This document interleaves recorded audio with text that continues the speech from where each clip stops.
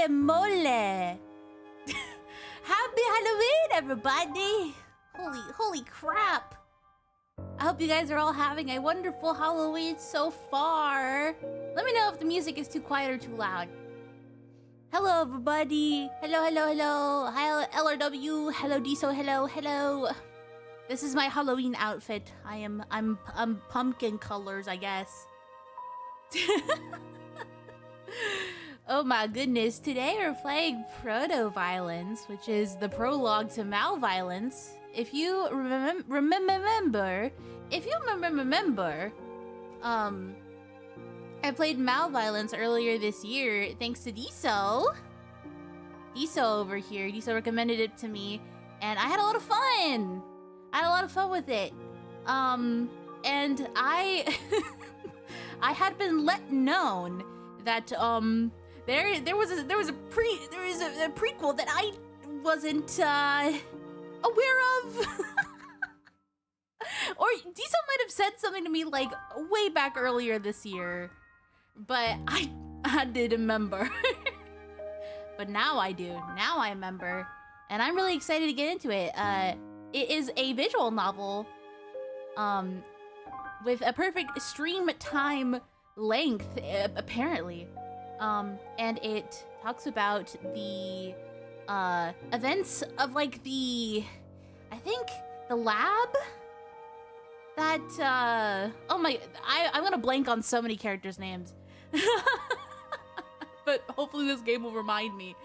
But I think that's where we are. When am I gonna do a drunk dude? I don't even get drunk. I've never gotten drunk before. I hate, like, I don't like the feeling ever. Maybe a tipsy stream. Never a drunk stream. I don't think you guys want that. Neither do I. But anyway, we're gonna play some of this today. Thank you so much to Team Violence and Motto for reposting my thing. I want to be very vague when I say this, but I know that. Anyway, so we're gonna start. It's the reason I'm playing this today, so I can catch up. But anyways, thank you so much Team Violence and Motto for posting my stuff on Blue Sky. I honestly didn't think that they'd see it, but they did. So hooray! Okay, I guess. Oh man. Oh, I guess I'll do my this voice. Over 2 decades ago, Dr. Iris Kai, I don't know, Kai, wrote me a recommendation for an up-and-coming international security agency. At the time, I was overjoyed just to be on track. Get into a growing field early, do good science while the fires of invention are still hot, then dip out with distinction before the coals grow cold. But these days well, let's put it this way. The first time my name showed up as a footnote in a cybernetics textbook, I called my parents and invited my friends to dinner at my favorite restaurant. Hello, JB! Half a year ago, when I got a write-up in the East Coast Medicine Review, I didn't even open the copy they sent me.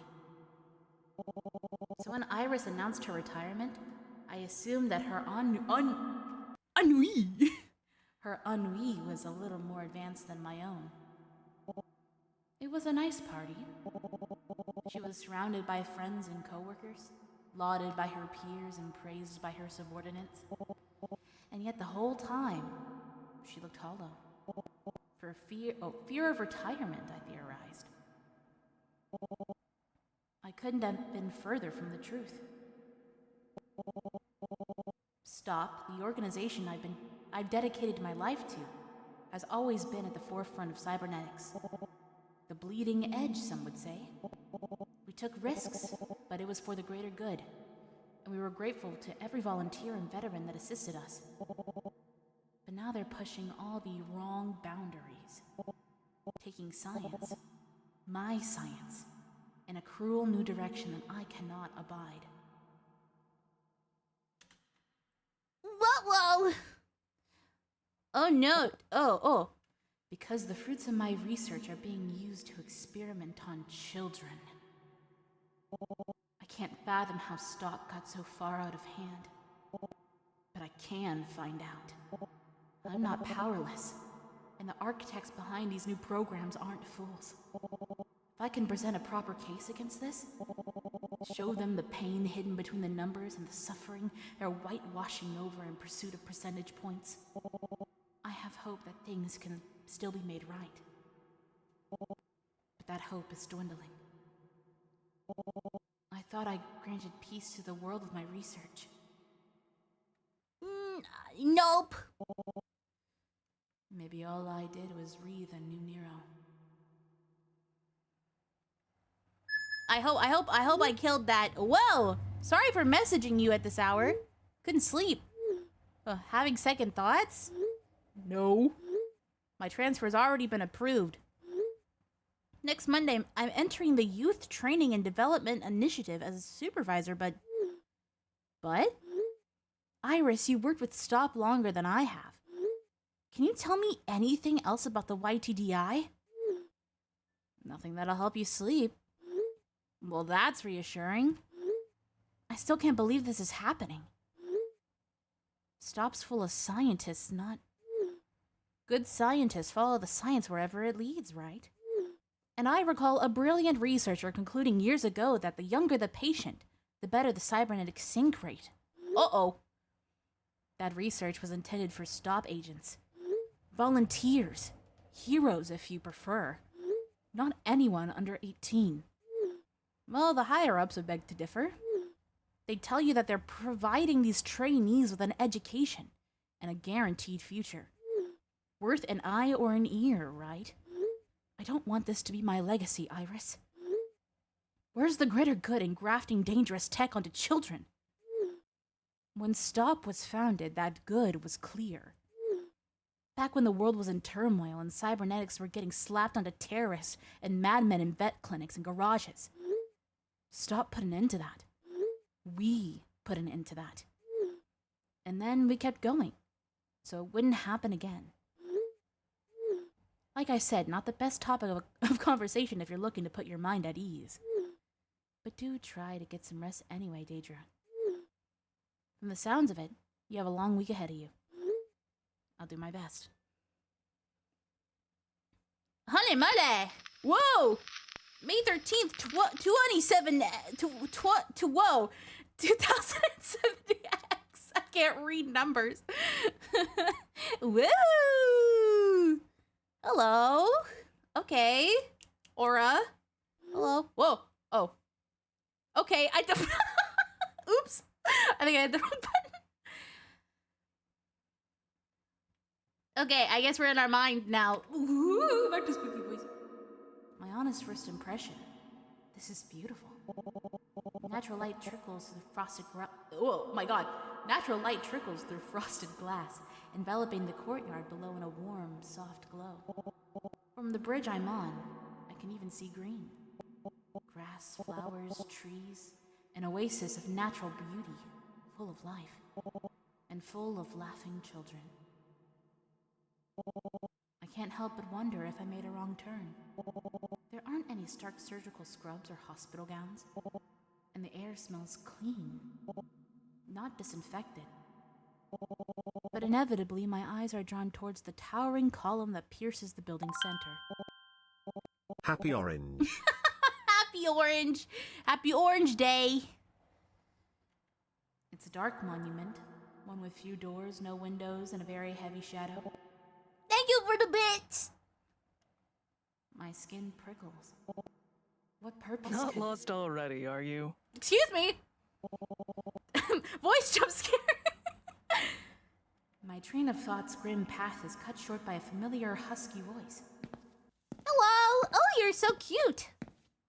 Angie, it's wonderful to see you again. Oh, so you're Daedra? Same to you, Daedra. Oh wait, no. I'm dumb. As usual, Angie is formal. I'm so sorry. But I recognize the warmth in her words. It's been a long time since we talked face to face. For sure. I didn't think we'd get to work together again. But not every career path's a straight line, right? No, definitely not. Happy as I am to be working with you, I was surprised to learn that you wanted to transfer here. I always thought of you as married to the craft of cybernetics and nothing else. I was going to say squeamish. I suppose there's more to me than meets the eye. I suppose there is. I understand you're planning to write a case study on the work we're doing here at the YTDI. Funny, you've always been more interested in theory than application. Then again, you've always been a pioneer as well. I mean, it's a new program based on my research. Why wouldn't I observe it? The music just a tad. Okay. Oh no, I think it's fantastic having you of all people here. Going out of your way to help us improve the YTDI? That's a dream come true for all of us. In fact, no. I don't want to get too deep into discussion on your first day. Your time's valuable, so how about I give you a tour? Oh, well, I did request one, but you don't have to. No, trust me. There's a lot here, more than we could cover in one day. But we should be able to go over the basics. Places, permissions, practice standards, that sort of thing. And who better to help you find your footing than an old colleague? All right. Where to first? Awesome. I'm not a professional tour guide, but I'd say the courtyard would be the best place to start. Lead the way. Oh boy, the courtyard. All I'm gonna say is that I know some shit's about to happen. I know some stuff's about to go down. So that's why there's so much greenery. Of course, we want our trainees to be as healthy as possible, both physically and mentally. And while it might be hard to see the benefits on an MRI, being around trees and plants really does do wonders for the brain. For instance, several observational oh, okay. No, Angie, I believe you. Actually, I think I feel it myself. We installed it all for the trainees' sake, but if it helps the staff stay sane as well, that's a nice bonus. That reminds me, you should see the classrooms too. Oh boy, the classrooms. So, we'll take these stairs, and go through these doors. Oh, after you, of course. And if we just go down this hallway.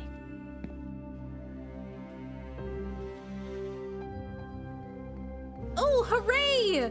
Bleak white hallway! Does much to stimulate the mind.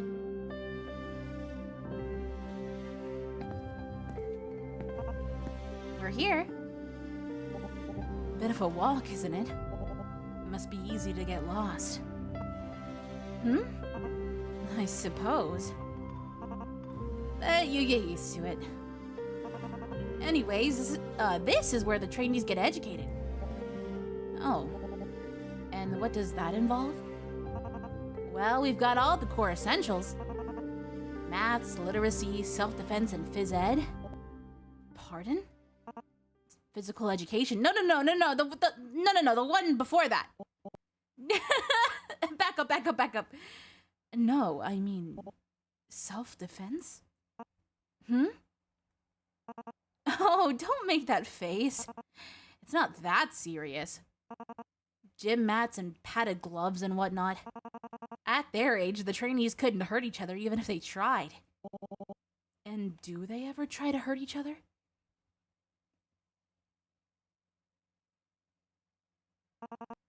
That was a... Ooh, you took some time for that one. The world's a dangerous place. Our trainees know that better than most their age. The earlier we teach them how to protect themselves, the better off they'll be. I suppose you're right. But it's not all schoolwork and drills. The trainees get to do fun stuff too. I mean, we passed an arts and crafts center just a moment ago. You should see some of the stuff they make in there. We might have the next Mark Rothko or Agnes Martin in our hands. Oh God. Uh-oh, artists I don't know. Hold on, we're gonna do research. You can't assume, Mark, okay, Mark? Is he an actual, he is. Oh, okay, interesting. Bro likes blocks of color. Love that for him. I see untitled, orange and yellow, orange, red, yellow, untitled and untitled. I love that. I love King. Okay, okay, let me see Agnes Martin. Ah, even more shapes. Man, I see. Interesting that they used these. Because they're all just blocks. They're all very square-like. They're all painted.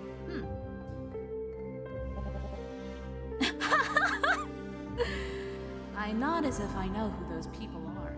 Well, maybe you should look them up. Fine art was never a favorite subject of mine. Well, I'll have to check it out another time. Yeah, you ought to. I think they might like warm colors, the yellow and orange guy. The yellow and orange guy. Maybe I'm going about this the wrong way. You want to observe a trainee for your case study, correct? Yes, that's right. Why do you ask? Well, we've got a class going on right now. Should be literacy at this time of day. You're suggesting I choose my case study subject right now? Could give you a much better idea of what we do, seeing how the trainees actually go about their day. Walking? Come on, look over here. Don't worry, they won't notice us. They're all preoccupied with literacy. Writing exercises, it looks like.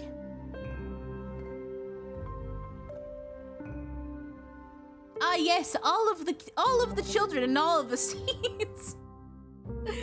Are the children with us or not? I'm joking. This background actually looks pretty sleek. This is a classroom? I've been in medical libraries with more noise. Well behaved, aren't they? You can thank the core curriculum designers for that. Our trainees are showing a 34% increase in memory retention compared to a same age control group, short and long term. That's very impressive, isn't it? The bell could ring right now and they'd still be glued to their work. If this were any other education program, they'd all be fiddling with their fine liners, glaring at the clock, doodling in the margins, acting like normal people. Like that child over there. Is that our guy? Right. That one. He's a bit of an outlier statistically. Really? But I thought your curriculum was, well, it's not 100% effective. Sometimes you'll get stragglers. But we don't leave them behind. All they need is a little extra motivation. There. The teacher's already taken notice. Oh boy. He's taking him to the front of the classroom? Is he being yelled at? Yelled at? The teacher might be raising their voice. Hold on. Why are the other children going up with him? They didn't do anything wrong. Well, that's the extra motivation I was talking about. Oh my god, baby. Look at that baby! All new trainees get sorted into squadrons. Squadrons? Like soldiers? Like birds, I'd say. They're close-knit. We expect each squadron to fly at roughly the same pace. Oh my god, I can't read. We expect each squadron to fly at roughly the same pace. So if one member underperforms, the entire group is made aware of it. I know it all looks a little inflexible, but they're better off learning these rules early. I'm not sure that... Oh, hello! Oh! Hmm? He smiled at me. Oh. They're supposed to stand perfectly still for a full 5 minutes, so that's...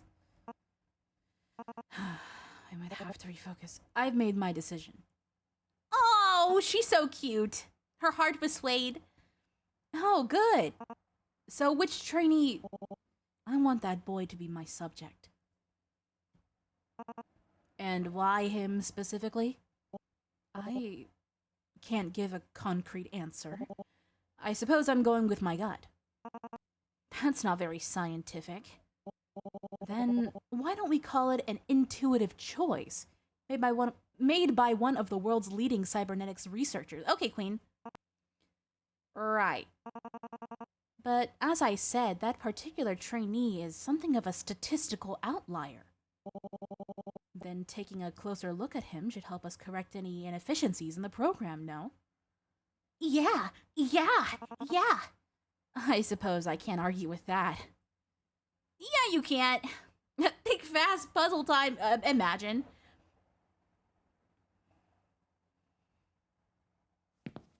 Just throws at you an unsolvable puzzle. I said insolvable isn't a word. All right, D. Ah, voice. Here's where his quarters are. You're certain this is the one you want to use for your case study? You're certain this is the one you want to use? Okay. Again, I've made my decision, Angie. Right. Just wanted to confirm. Yeah, that's my little guy. Tracy 0458? Oh, it's like I'm being put on the spot. could you come here, please?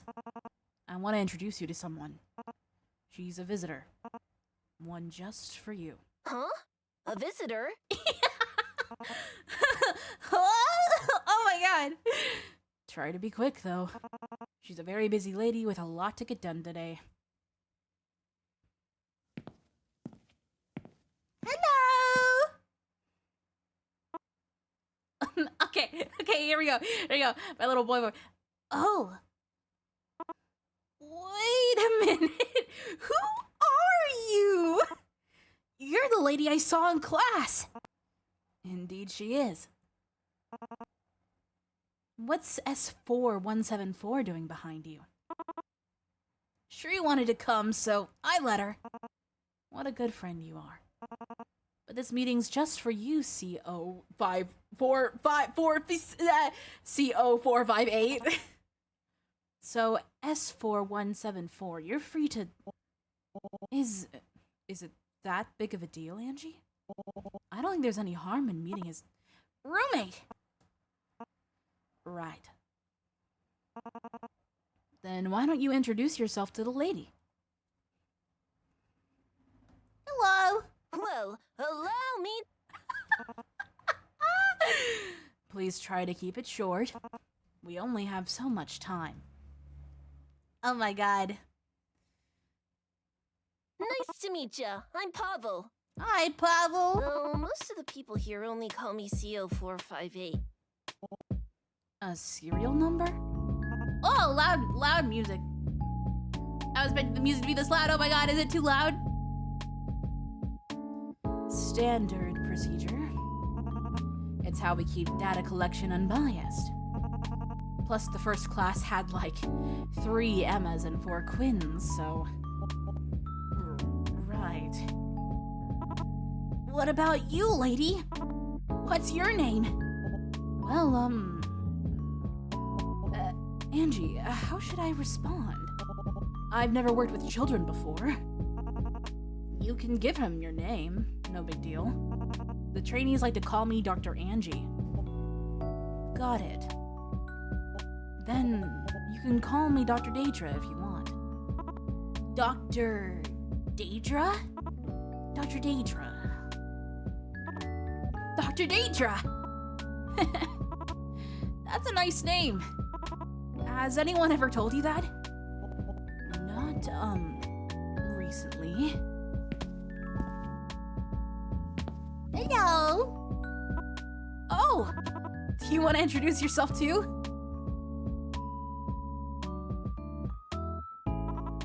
Well, the floor is all yours. Hello. Hello. Hello. I'm Shreya. Hello, Shreya. You got this, Shri. Look, Dr. Deidre's waving to you. Me. Shri is my roommate. Normally we stick together. If I'm around, chances are she is too. I see. Are you two close? Oh, we're besties. We never go anywhere without each other. Except for class. I wish we weren't in different squads. Hey, D. Sorry to butt in, but I'm afraid we don't have all the time in the world. Unless you want to skip out on the research labs for today. No, I do want to see them. Let me just wrap up here. It's lovely to meet you, CO458. Why is it? Starting next week, I'll be interviewing you. Interviewing me? About what? To be honest, I haven't quite decided yet. But I think I'd like to talk to you about your hobbies, your classmates, your future. Lots of things like that. Oh, I can do that. But I'm confused. Why me? That's a good question. Because I picked you specifically. And why did you pick me specifically? That's the word. Well, you stood out in class. I saw you and I thought you'd be interesting to talk to. Makes sense. My teacher says, I'm like a dandelion in a field full of roses. That's actually really bad. That's actually very bad because a dandelion is a weed, not a rose. Or a weed, not a flower, my bad. That's one way of putting it. But I love dandelions. But wait, what about your friend? I promise she won't be alone for long. Once I'm done talking with you, you can go back to what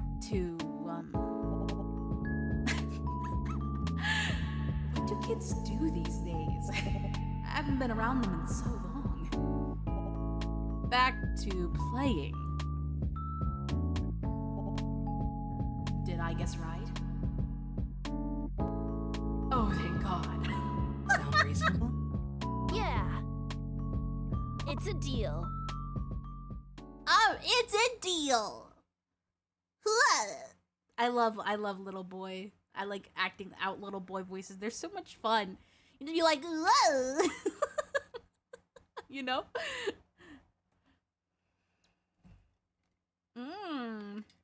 That's a little bit ominous. A little bit Sorry ominous if and I rushed you a spooky. bit back there. I realize I might have come across as grouchy earlier. I sound like the same exact voice. It's just we've all been working a lot of hours lately. It wears on you, you know? Oh, no, Angie, it's fine. Not like I was much better in the past. Oh, God, don't remind me. When you were taking lead on artificial spleen development, it was like you were in a trance. If I gave you one little tap on the shoulder, you'd snap up like a cobra on a rake. Yes, I remember how you put it. Those were long days. By the time we pushed through, I never wanted to see another culture sample as long as I lived. Hear, hear. So, Angie, about those research labs, Right, right. From here, the fastest route would be... Oh boy, is this where we see the horrors? Guys, do you think this is where we see the horrors? Uh-oh. Case study report. 513 2070X. Initial supervisory report. Though it has been advertised as a youth education program, it is not my understanding that the purpose of the Youth Training and Development Initiative, YTDI, is to prepare its trainees for cybernetic enhancement and eventual employment within STOP. While it is known that biotech synchronization rates are inversely correlated to age, the side effects on individuals below the age of 18 are not fully understood at this time, and may be more severe than they would be on an adult mind and body.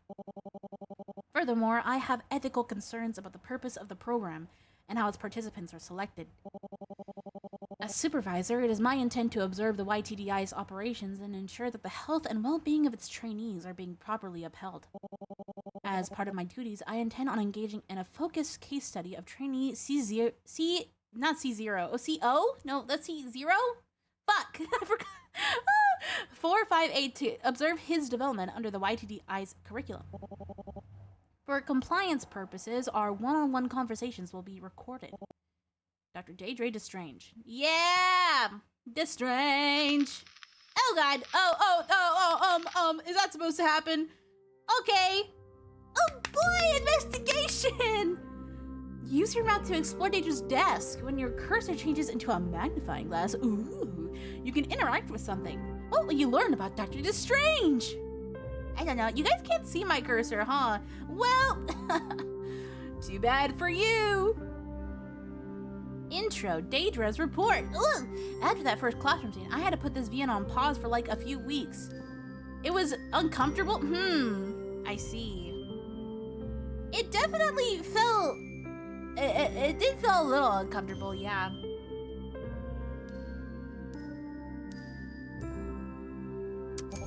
Okay, case study report. June 12th. This report marks the 1 month point of trainee C0458's case study. And this time, I have observed several facets of the YTDI's operations and now believe that I have a firm grasp of the day-to-day activities of the trainees.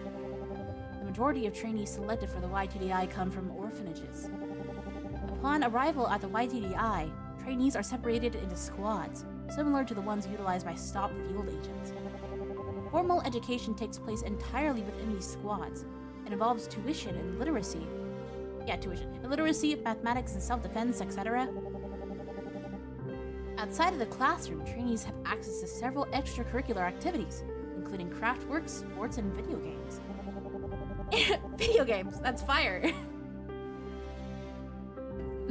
It is actually part of their curriculum to all play Zero Escape.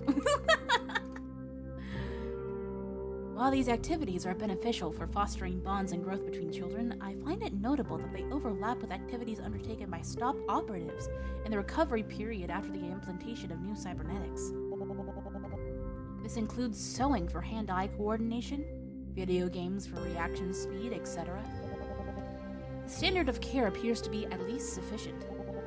CO458 has expressed that it is a significant improvement over his previous lodgings. Still, I have some questions to raise with Dr. Tan later. Dr. Daedra Destrange. That is a name to say. Dr. Daedra Destrange. Dr. Daedra Destrange. Dr. Daedra Destrange. Dr. Daedra Destrange. Dr. Daedra Destrange. This is like a vocal warm-up. Dr. Daedra Destrange.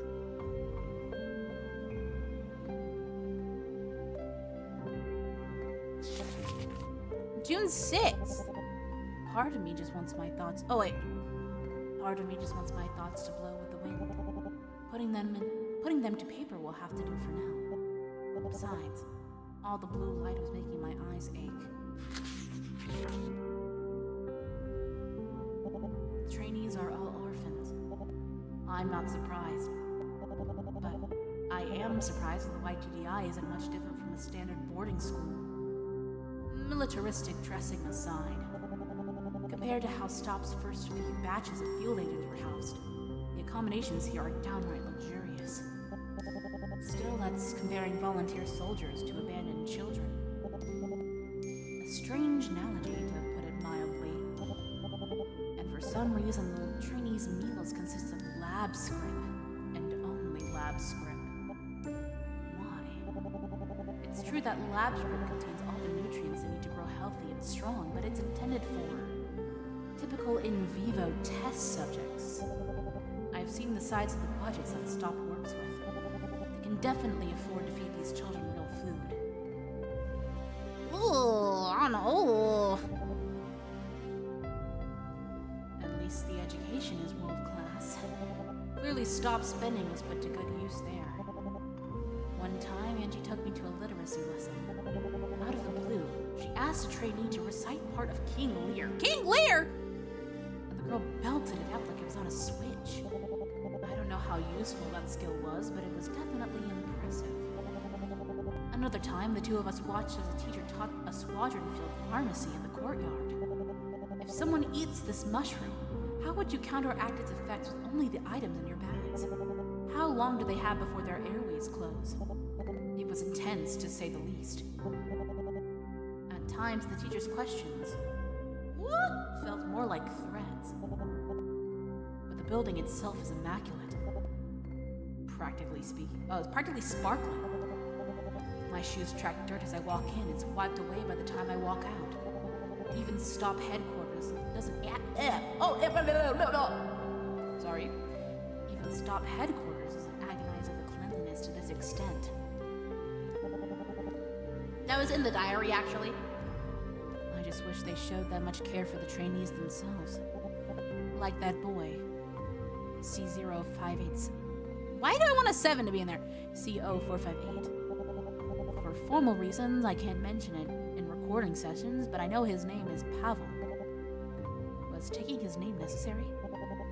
Are they that concerned about observer bias? He's an orphan.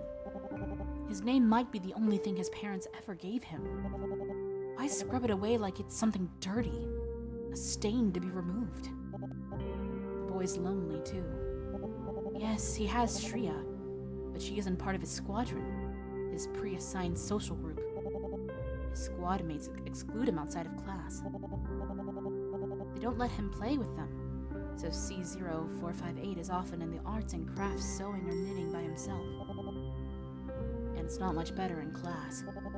Kids roll their eyes when he's paired up with him for group tasks.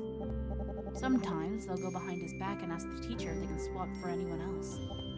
Thankfully, the teachers never concede to C0458 squad mates, but that hasn't stopped them from asking anyway. I think a lot could be solved if kids weren't pitted against one another. All the trainees have their hobbies, but C0458 doesn't have much else. I know he likes superheroes, so I'll bring him some comics from the YTDI's library. Knowing Stop, I suspect the books there are vetted, but there's still a chance I might find something that'll make him smile. Maybe I could even use it to teach him. It certainly doesn't seem like any of his actual teachers are interested in personalizing the learning experience. No. Oh, I also bought a pack of stickers for him. Do children his age think grape stickers are cool? What am I doing? I'm no child psychologist. Couldn't even qualify as a pediatrician. I really jumped into the deep end with this case study, didn't I? If I weren't senior Stop staff, I'd probably be sacked by now. Grape is lame. Maybe orange is the way to go. God, I don't know anymore. That's so sweet. Guess there's only one way to find out. Do you? No. An old PC maintained with love. That's where she gets recorded interviews. Oh boy.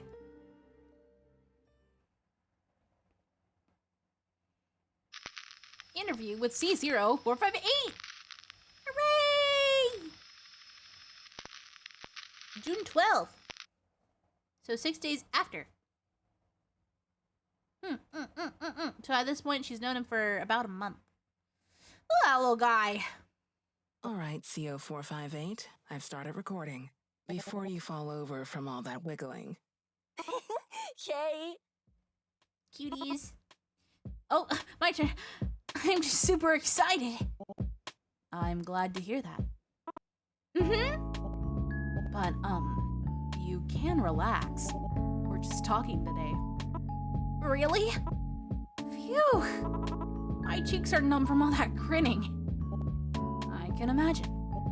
In fact, I think I did the same thing in my school photos. You did? I guess so. Though I stopped because, well, it made me look Like a dork? That's pretty harsh. How'd you... You still kinda do. Damn! Okay. Have you ever been called something like that before? A dork? No, never. Well, maybe a few times. But other kids don't know anything, so it's their loss. What don't they know? That when I grow up, I'm gonna be super famous and super pretty, and I'm gonna have 1 billion friends. I'll cross my fingers for you. Well, when you grow up, it's gonna be a little different, but you are pretty. Anyways, we're starting to veer off topic, and I only have so much time, so why don't I ask you some things? Okay. What do you want to know? For today, I have 3 questions. Pop quiz, huh? Okay. I'm ready to go. Great. Then let me just get my papers out. There we go. First question. How did you come to join the YTDI? What do you mean? I mean, before you became a trainee, where did you live? Well,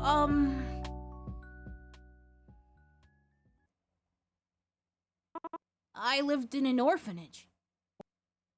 Oh. And what was that like? I don't remember much, but it was pretty lonely. There weren't many others there? No, there was a whole bunch of us. But we shared rooms and beds and the adults' attention. So you weren't treated as an individual? Yeah, I wasn't. A lot of us ran around and it was pretty noisy, but I was always bored.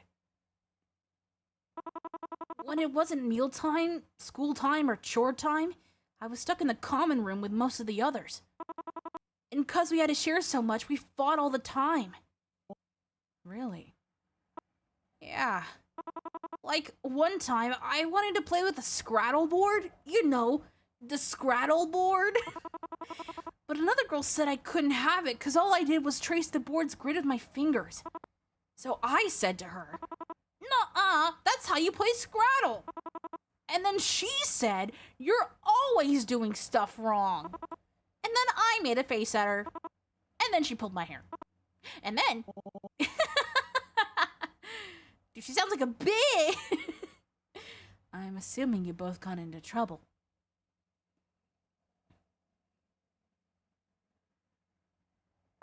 Yeah. I scratched her and she started crying. So I got punished. I found the rule book later. She was right. I was playing the game wrong. Oh, man. I said sorry, but the way I played was fun too. Interesting. How were you picked for the YTDI? You seem different from the other trainees. At least compared to the others in your squadron. I don't know. One day these people in white clothes came to the orphanage. They didn't want to play or talk or anything. They just watched us for a week or so. Then this loud person told me and a bunch of other kids that we had a bright future ahead of us. And then they brought us here. You must have come from a world away, huh? I don't think so. I fell asleep on the bus because I couldn't sleep the night before. But when we got here, it wasn't even lunchtime. I see. Let's move on to the next question. Are you getting along with your squadron? We're all supposed to get along with our squadron. I guess that lines up with what Angie told me. But, it's okay. You can be honest with me. Okay. Most of my squad mates are boring apple polishers. They hate me just because the teachers get mad at me and make us stay in class for an extra 10 minutes. It's not my fault class is dull. And it's not like my doodles are bothering anyone. For sure, dude. Dude, this guy's just like me. In school, I used to doodle all across, like, the margins of stuff. And my teachers would get mad at me. Even though, like, I had good grades. And, like, they literally had, like, a sit down, and it had to be like, why are you drawing? Like, that's just, like, I don't even remember the thing, like, the excuse they gave me. They were just like, stop doing that. It's weird. And I was like, but my grades? And they're like, doesn't matter. It doesn't look like everybody else's. We don't want to see your dumb anime drawings in the margins, bro. Did you know any of your squad mates back at the orphanage? No. For some reason, I was put in a different squad from everyone else I knew. Squad sorting must be done randomly. Trying to avoid pre-established social grouping? Sorry, just had to jot something down. What about your roommate? What do you think of her? Roommate? You mean Shri? Well, she's really quiet most of the time. But once you get to know her, she's really smart and kind. And most importantly, she's my best friend. You told me that when you introduced her to me. Yup. She's also my first friend. And I guess my only one. When class is done, we talk about whatever we want and do things together. Oh, and she teaches me all kinds of stuff. Tutoring? Like a few weeks ago, she taught me how to do my hair. Oh, that's so cute. Huh. So that's why you have a hairband there. I honestly did not think that was a hairband. I thought bro just had a natural ahoge. I wear it all the time now. Is there anything else you do together? Filling in coloring books, playing Mary Mac or Sailor Went to Sea. What did I say, Mary Mac? Oh, and we read. Though Shriya's way, I'm dying. Though Shriya's way better at it than me. Like, way better. I heard the teacher say she was 2 reading levels ahead of the rest of her squad. Wow. That's genuinely impressive. I know, right? She's so cool. Which brings me to my third and final question. When Shriya's not around, what do you like doing in your spare time? Sewing and whoa! Sewing and knitting. When it's break time, I go to the arts and crafts room and make stuff. So far, I've made a placemat and a headband and a scarf. I could show you them sometime if you want. Maybe another time. Okay. Just let me know when you change your mind. Actually, there's one more thing I like doing. But the teachers say it's not proper. Shoot. The word's right on the tip of my tongue. I know it begins with L and... Is it literature? Yeah, that's the one! Anyway, I like reading comics. There's a lot less words than Shriya's books, but they're filled with cool pictures. I wish my art was that cool. You know what they say, right? Practice makes perfect. If you keep going, you'll get where you need to be. I'm one step ahead of you. That's why I doodle in class. For real. Most of my best art in elementary and middle school was in class. So I can get good fast. Is there anything else you enjoy doing? Well, there's lots of stuff I want to try, but class and homework's always in the way. Blech. I'm sorry. I hope you can get more free time in the future. Yeah, me too. So, that's all the questions I have. I think I'm comfortable stopping here. Huh? You're leaving already? Yes, I'm afraid I'm still playing catch-up with work.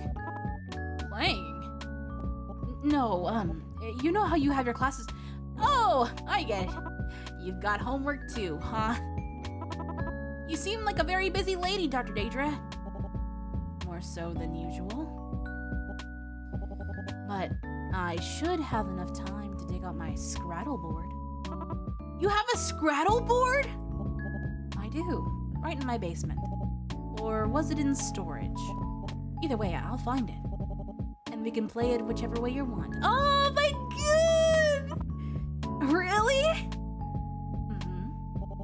You shouldn't underestimate me, though. You're talking to a Scrattle champion. Or, an ex-champion. It's been a bit since I've last played. Whoa! A Scrattle champion! I really do have to go now. But here, please take this. Consider it a thank you of sorts. Grape! Oh, she gave him the grape. What? What's this? It's a special kind of sticker. If you scratch it, Whoa! It smells like grapes! yeah. Look at his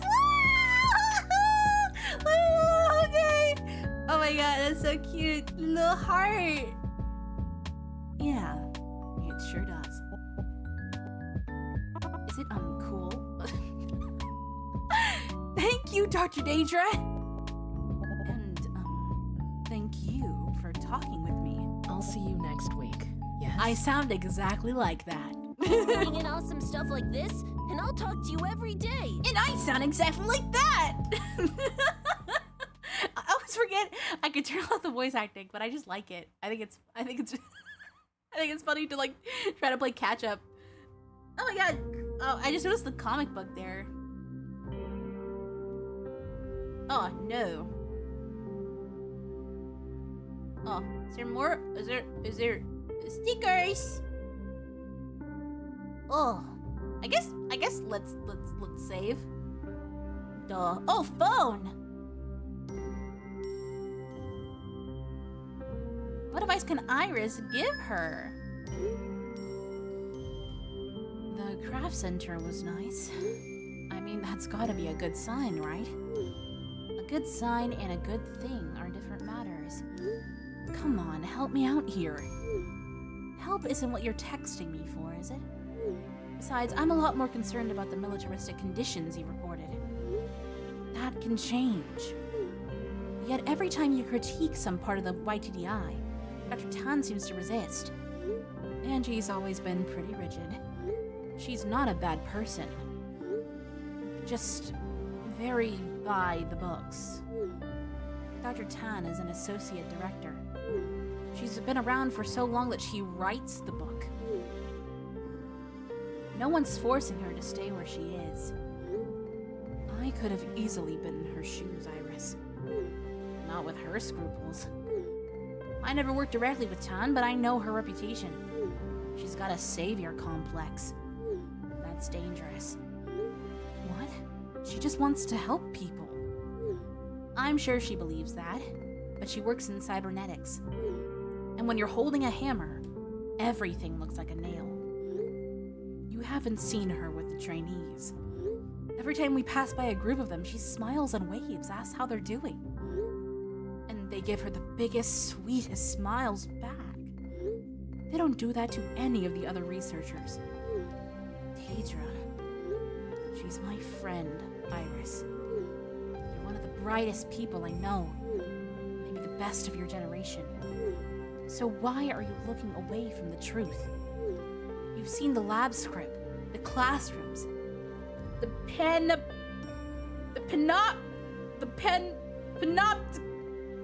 Hold on. Hold on. Hold on.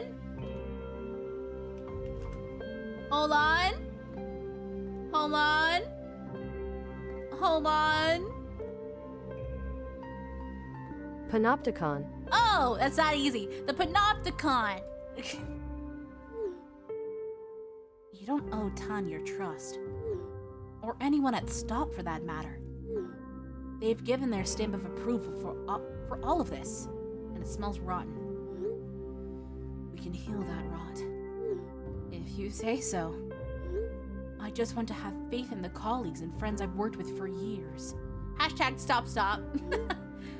We've made the world the safest it's been in decades. So I'm positive that things will get better. Angie included. Even a genius can't change the mind of someone who's not listening. That's why the case study needs to go on. I will make them all listen. Right. Anything else you wanted to discuss? You know that trainee I chose to work with for my case study? C0458? I brought him a grape-scented sticker the other day. My little son liked it. He loved it. Well then, I take back what I said. Sounds like it's all rosy over there. Damn, Iris! You're a sarcastic little guy, huh? A very sassy too. June 13th. Okay. So, a day after the interview? Yeah. I wonder what horrors we'll see. Ooh.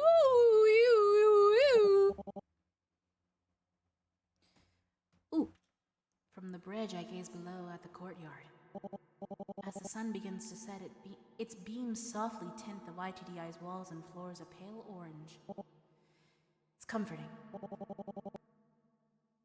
Even the black of the pillar in the center of the room looks warmer than usual. Warm. I never thought I'd see the YTDI that way. It's worlds apart from my first impression of it 1 month ago. 30 days of observing classes, conducting interviews, and writing notes, and they felt like seconds. I wonder if it's my age.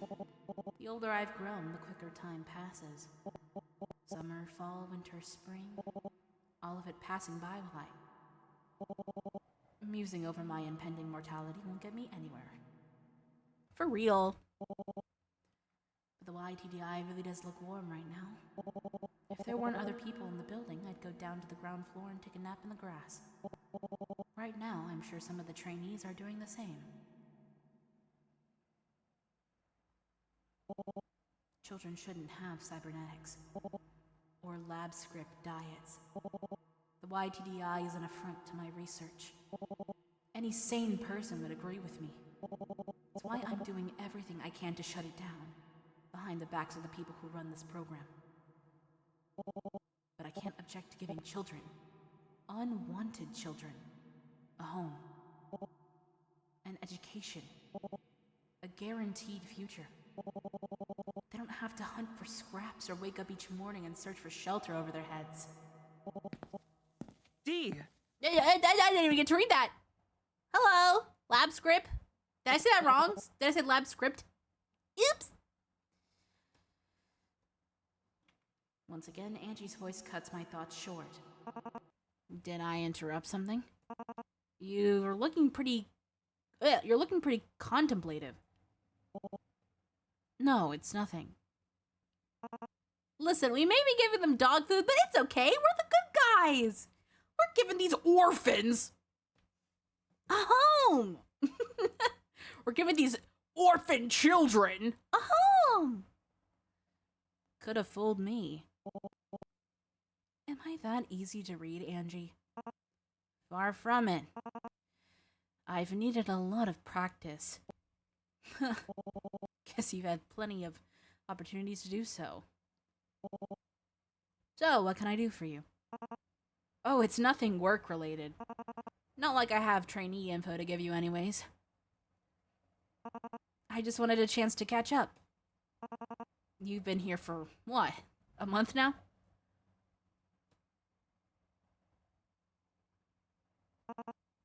Would you look at that? 1 month exactly. Lucky guess. You want to take a stroll? They say walking and talking gets the blood flowing.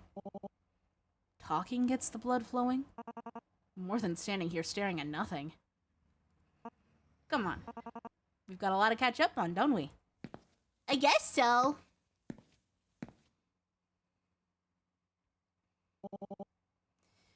We begin to walk around the bridge's perimeter.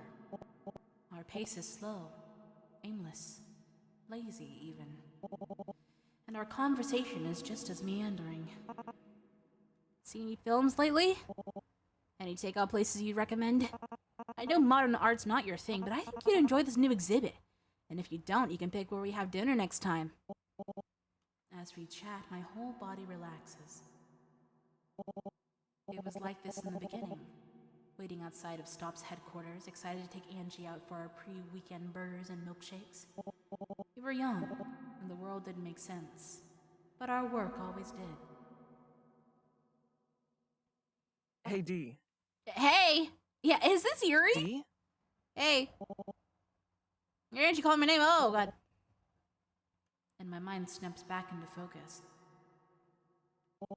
Is something wrong? No. Nothing. I was just wondering if you were ready to, you know, bring up what was going on earlier. Oh, that. No pressure.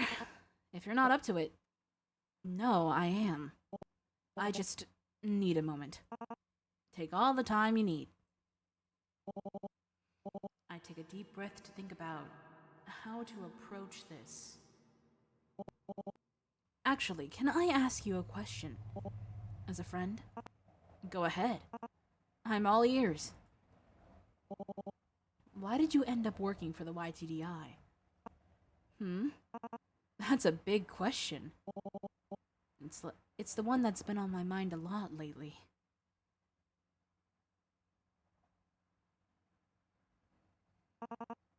You saw that classified file, yeah? Pardon me? The one with the summary that Whoa! How do you know about that? A disgruntled employee blew up at us a few months back. Swiped a bunch of files taken out of context and tried to shop them out to anyone who would listen. This was around when you were first curious about the YTDI, right? Yes. People asked me if I knew about it. Of course, at the time, I didn't have the full picture. Hi, Jack. Welcome. Happy Halloween! You know those animal rights groups? The ones with the ridiculous PR teams? They demonize undergrads for dissecting rats. Blast the web with oversaturated, gory photos, sensationalized blog posts, social media campaigns. The works. Cherry-pick their information to make normal scientists look vile and make themselves look heroic. But those lab researchers care for those animals like they were their own pets. There's piles of paperwork, elaborate onboarding procedures, frequent inspections on their welfare. Even on a practical level, they discourage their suffering. There aren't any rats at this facility, Angie. Yeah, but the children are! Of course not. I just wanted to make an analogy. Why are you sweating? You know, people exaggerating things and all that. Okay. Then I apologize for... No. I'm glad you pointed it out. I don't want to don't want you to take anything I said the wrong way.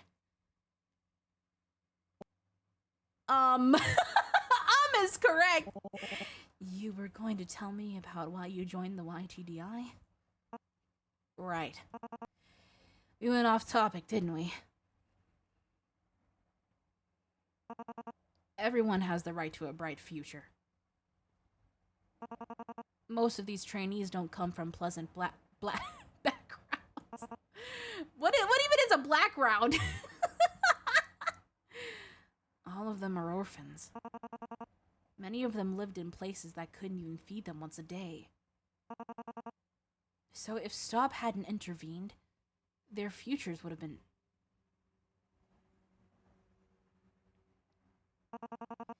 Well, that's why I think the YTDI has potential, you know? It provides its trainees with housing, a community, a secure life. And giving them a secure life, the YTDI will prevent future crimes. Okay. Dog food is better than no food, right? Yeah, Jesus Christ. So, in the long term, the YTDI will contribute to Stop's raison d'etre. Raison d'etre. Right? Raison... Oh, French? Hold on, French. Raison d'etre. Raison d'etre.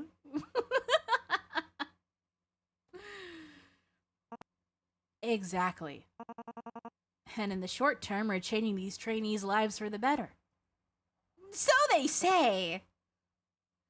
Still, seeing children receive cybernetic enhancements, that just doesn't sit right with me. I understand. You don't want to be remembered as the mother of cyborg children, do you? I don't have anything to say to that. She's spot on.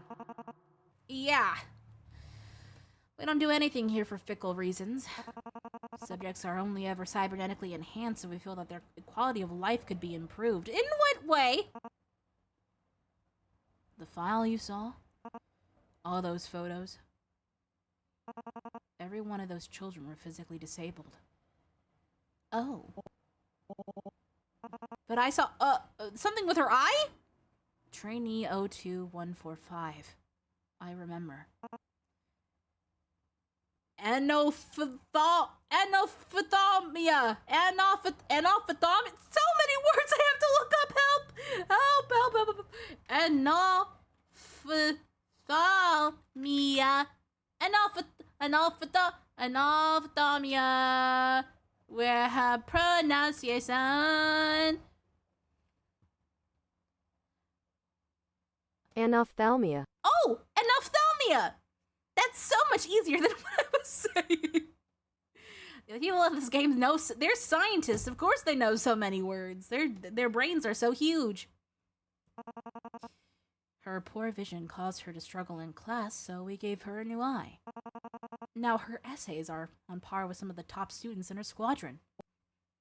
I see. Some of these trainees came here with congenital congenital?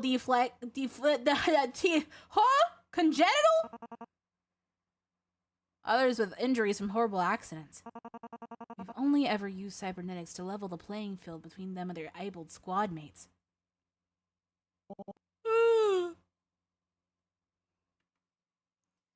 My shoulders feel lighter. My brow unfurrows. I'm relieved to hear that. And I'm relieved to know that my legacy hasn't been completely tarnished.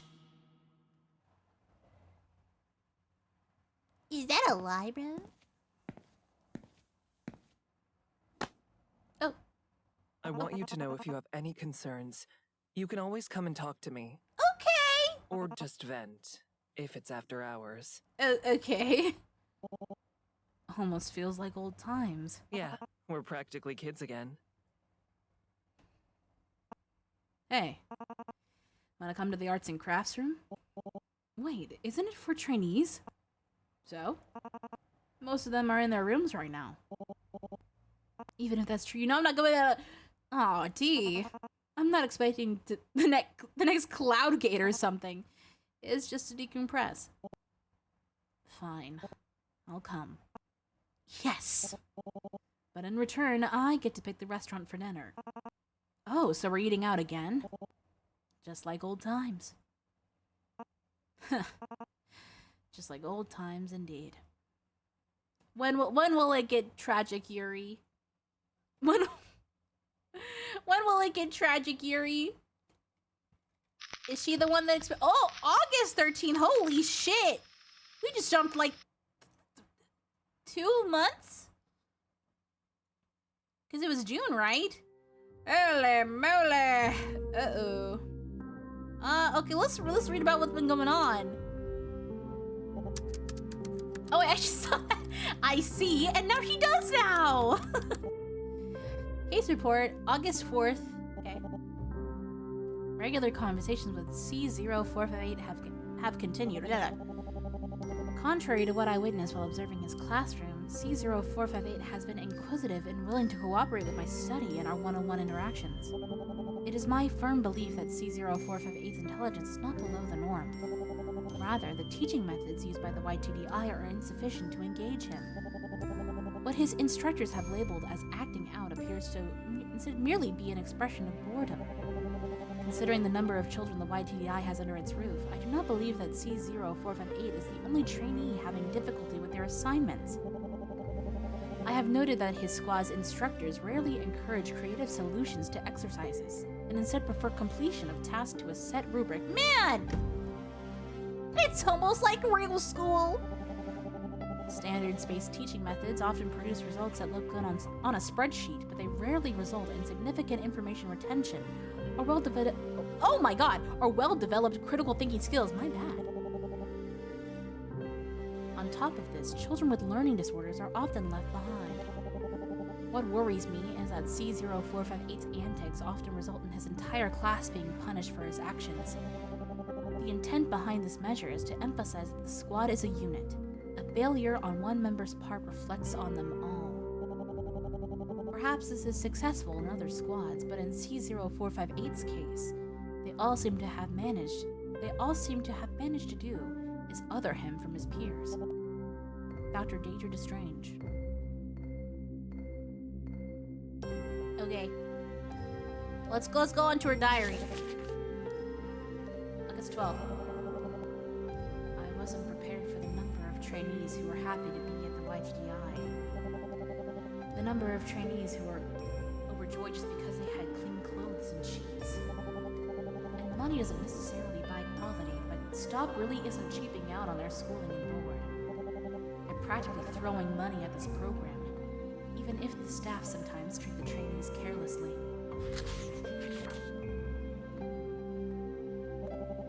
The trainees are given a rigorous curriculum of maths, literacy, physical education, and self-defense. But the instruction is cold. I'm not a teacher, but I know that I only learned to love science because the physics teacher told me I'd be a good fit for her club. If she hadn't shown me personal attention, where would I be now?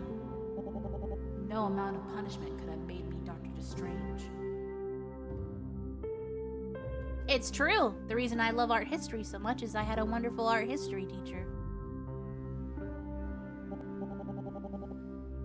One time, I watched C0458 and his squadron line up to receive the results of the grammar quiz. It wasn't hard for me to guess how well each trainee did. Some shied away from their squad mates. Others threw their heads back in relief. But when C0458 arrived at the front of the line...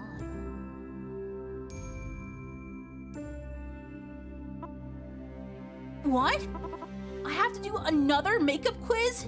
But I studied really hard this time. Not hard enough, I'm afraid. I'm bleh.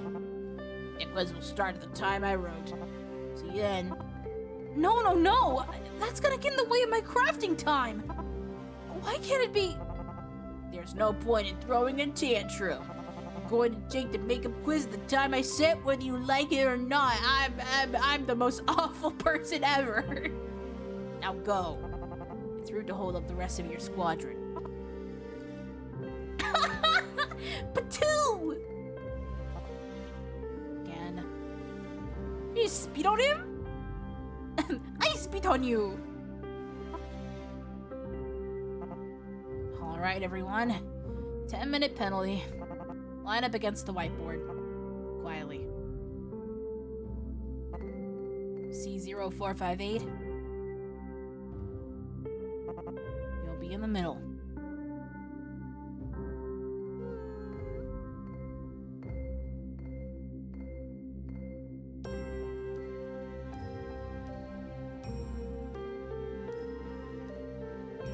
Me when I'm in the middle and I stand on the whiteboard. As C0458 dragged his feet to the front of the classroom, I watched the other trainees.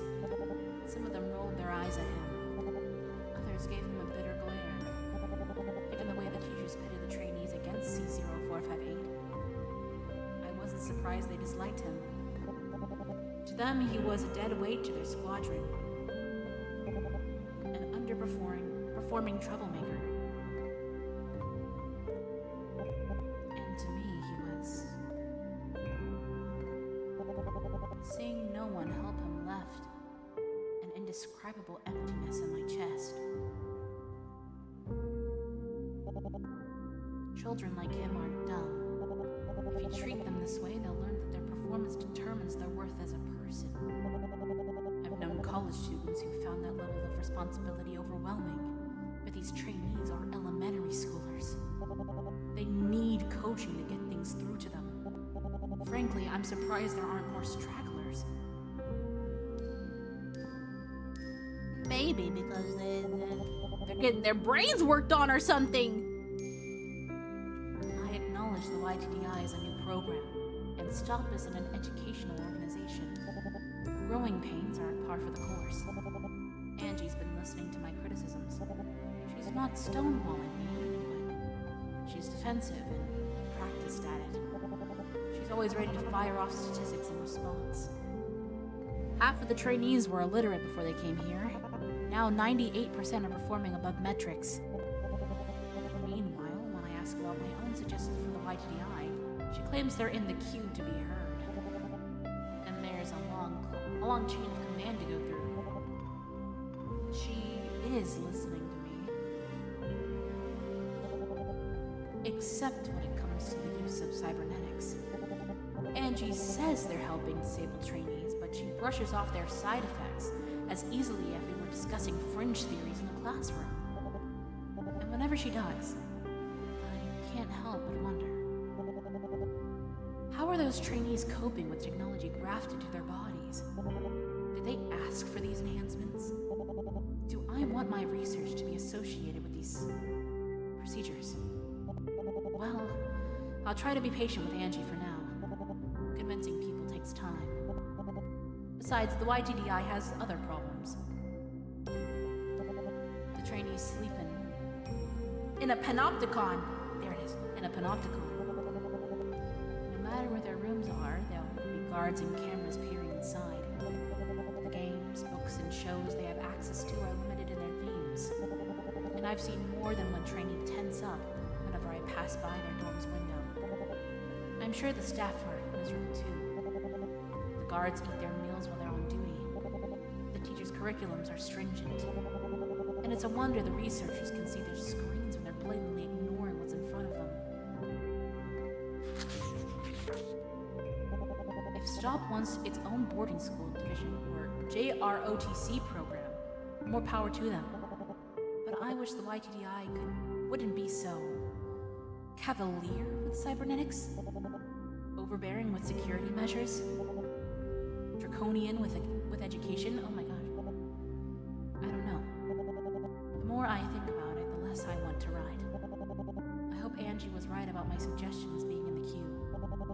I have this dreadful feeling that change can't come soon enough. God damn! This stuff's heavy as fuck. Okay, time to go watch the little boy. Interview with Sun time. August 13th. Okay. Oh, the video camera wasn't on. Oopsie. Guess the world will never know the results of our grand Scrattle match, huh? No! It's quite a shame. Your skills have improved tremendously. But I lost again! Well, I was a Scrattle champion. You just learned this rule set a couple of weeks ago. I mean it. You are very good. I think you could go toe-to-toe with Shreya now. Oh? Have you foolish adults finally reevaluated my reading ability? Oh, wait. I don't think Shreya knows how to play Scrattle. Could you teach her? From what you told me, I think she'd also make a wonderful player. Maybe. I don't know if I'll have time, you know? What do you mean? Did something happen?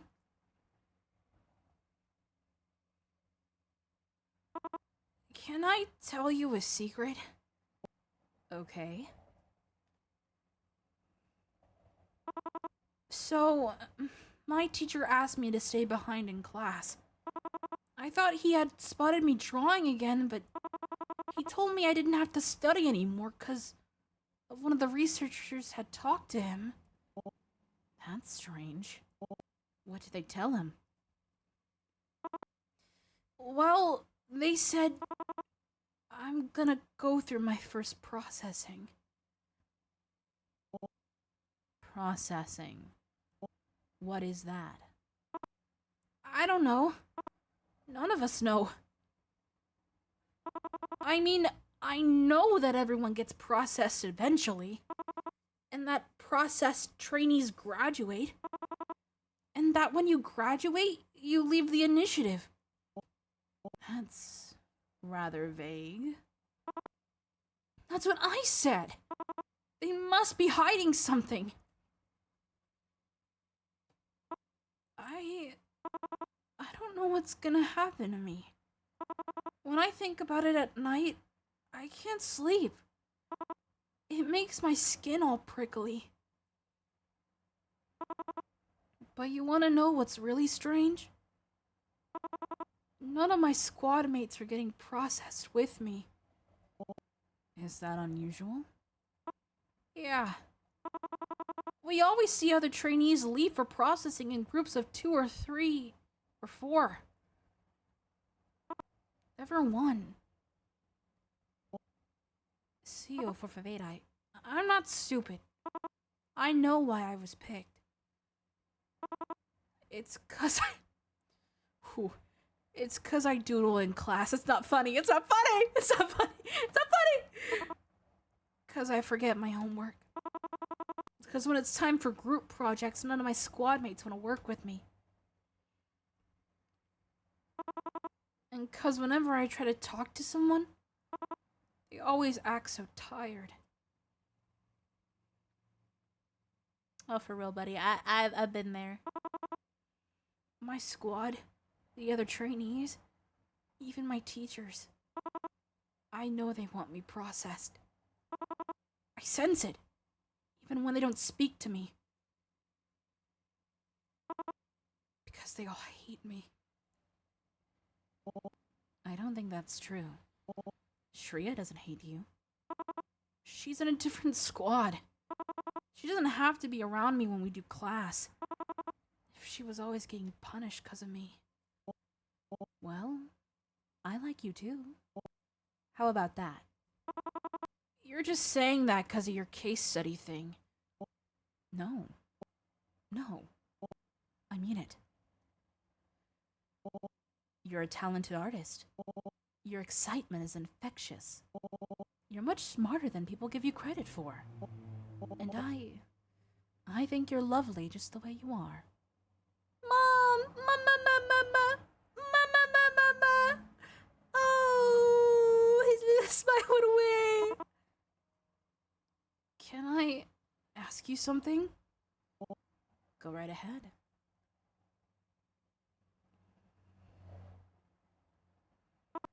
Could you visit me as soon as my first processing is over? Of course. I mean, my case study requires it. Pinky swear? Pinky swear. And if you break your promise? You can, break my finger?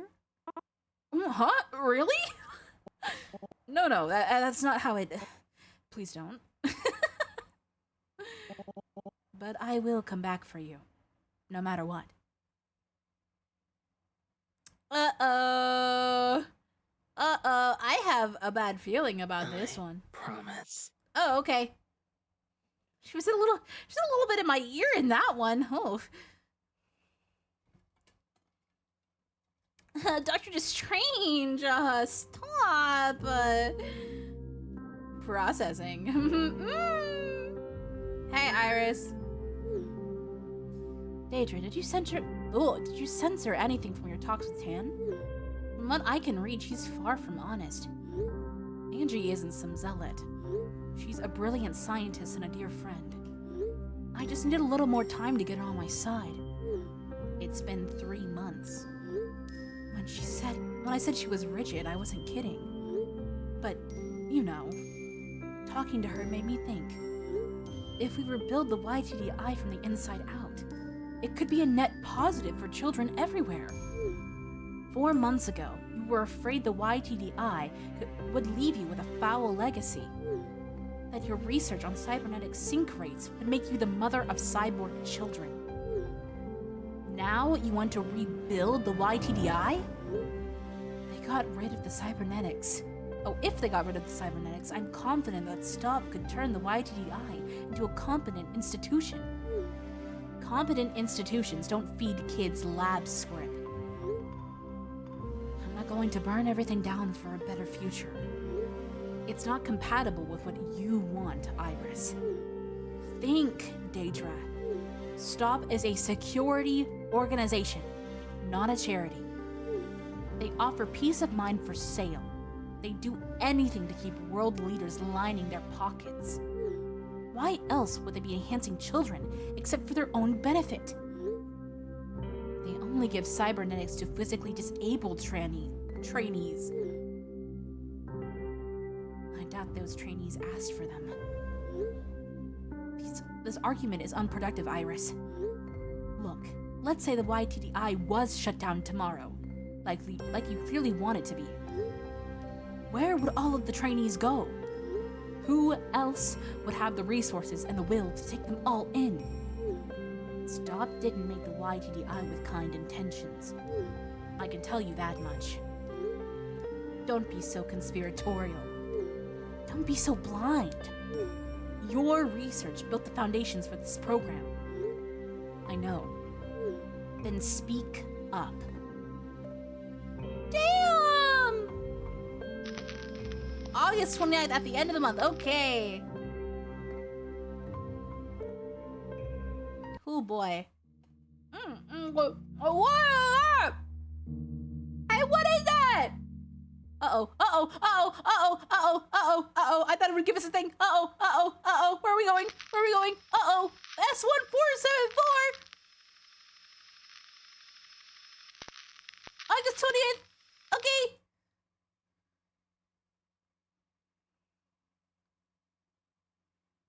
Oh, hey, Shreya! Baker! Thank you for speaking with me. I'm sorry, by the way, about how sudden all of this is. It's okay. I can always do my homework tomorrow morning. Oh, though I might not finish before class starts. Your teachers already know about your interview today. They agreed to give you an extension. I didn't know they gave extensions. They've never given them before? No. In my squad, we're supposed to move at the same pace as each other. Like a flock of birds, right? So an extension for someone who falls behind is... From what your teachers have told me, you seem like the leader among your squadron. I got the impression that they didn't expect a missed assignment to deter you. Does that make you feel better? Good. Then please introduce yourself. My name is Trainee S4-174. Oh. You told me your name the first time we met. Why not now? I didn't want C0-458 to feel alone. I see. What was your life like before you joined the YTDI? You don't have to talk about anything that makes you uncomfortable. It was very far away from here. I see. Thank you. I'll move on. Question 2. Are you getting along with your squadron? Honestly? Please. Honestly, I feel like I'm trapped inside glass. My squad mates see me. They know I exist, but they don't know how to reach me. And to be honest, I don't know how to reach them either. It probably doesn't help that they're weirded out by my arm. Oh, I didn't even notice that! None of my squad mates are missing anything. But that doesn't stop kids in other squads from getting along. Another wee woos. Hold on, I will mute myself.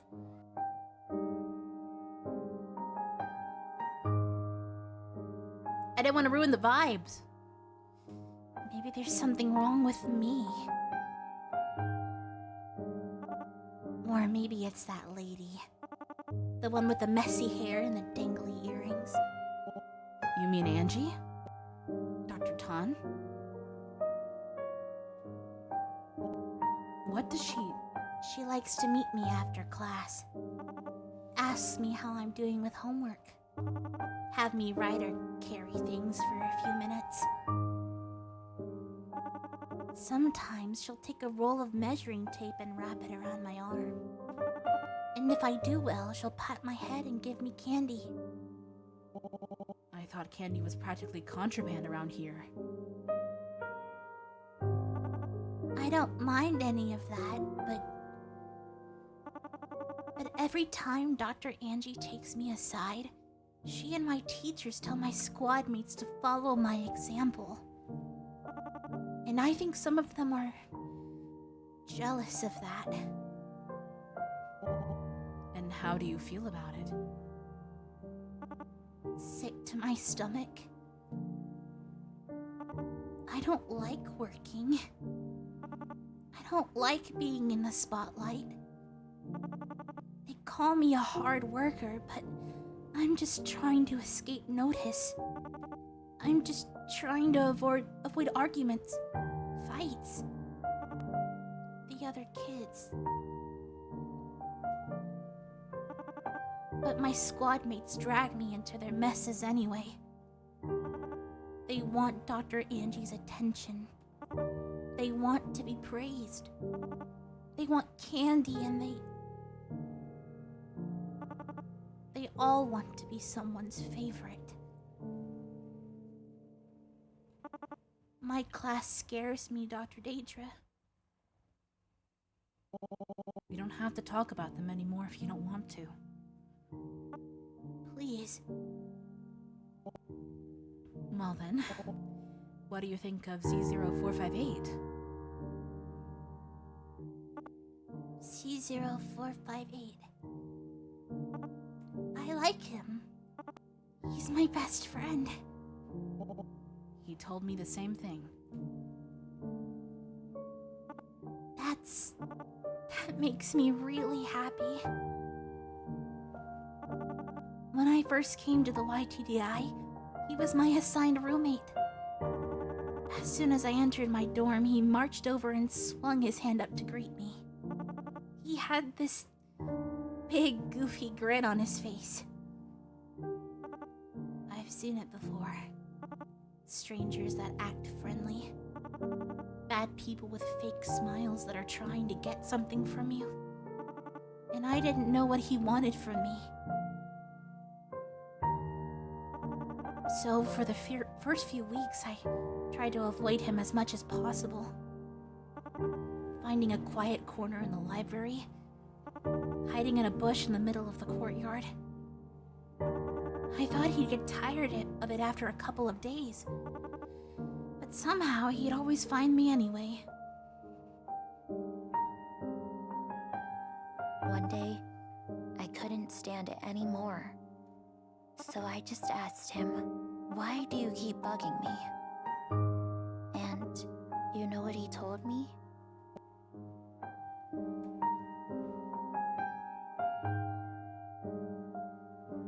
"You look lonely. I want to be your friend." I wasn't hiding anything. He didn't want anything from me. Somehow, I could just tell he was sincere. And that's how you two became close?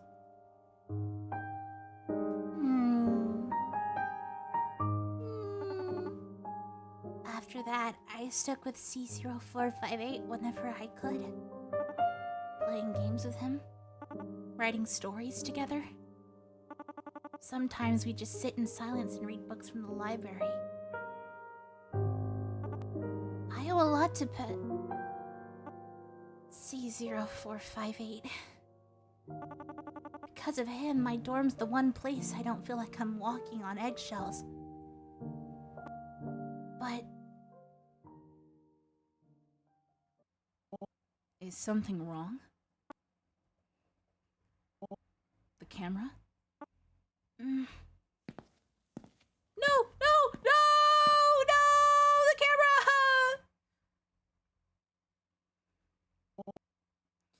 It's a standard model. Video, but no audio. There's no need to worry. Oh, she's lying! It won't pick up on anything we say.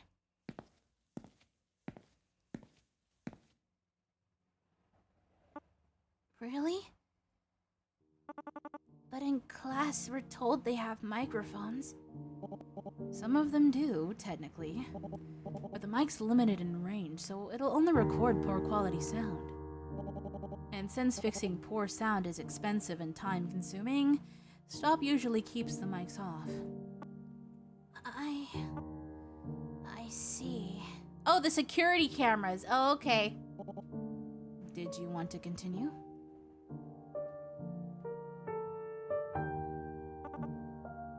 I'm worried about C0458. You've been watching over him, right? Yes. So you've seen how they treat him in class. Yes. If you stay a bad student, you'll get a nasty punishment. One that'll change your life forever. That's what everyone whispers. When I first heard the rumor, I was terrified. I didn't want C0458 to... Not after everything he did for me. So, I tried helping him after school. I taught him how to concentrate in boring classes, or fake it. We read their textbooks together. I even wrote him sheets of study notes. But no matter how hard he tried to get better, he kept getting picked on. Even though he was improving, they kept singling him out and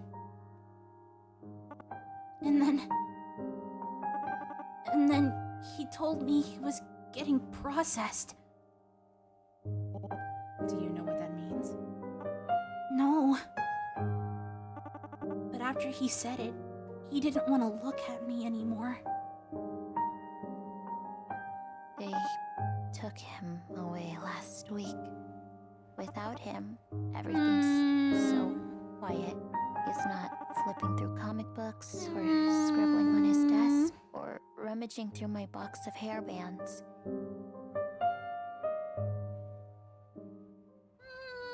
Am I a bad friend for thinking he's being punished right now?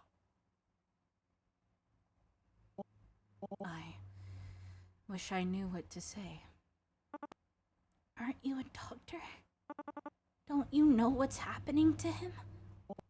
I'm sorry. I'm as much in the dark as you are.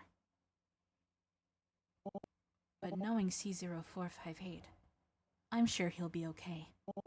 He's a strong boy. You think so? I know so. He is the center of my case study, after all. I hope you're right. I think I'll conclude our interview here. You look tired. Do I? Honestly, you look like you're about to fall asleep. Maybe. Would a parting gift help cheer you up? I have a pack of scented stickers.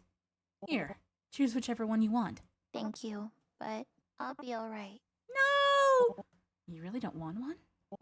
I thought they were cool.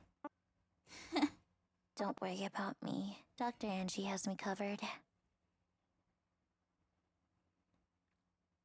Save them for Pavel. No. That was really freaking sad, guys. Okay. Well, time to read the file. Case study report 814. Focus study of C0458 is on hold while the subject undergoes processing. Observations of C0458's former squad have continued in the meantime with little to report. Without C0458's presence, classroom time is quiet and proceeds evenly. Conducted short interviews with trainees in his cohort. Anxiety about future graduations is high. Currently seeking clearance to visit C0458 in recovery. We'll update after I've had an opportunity to do so.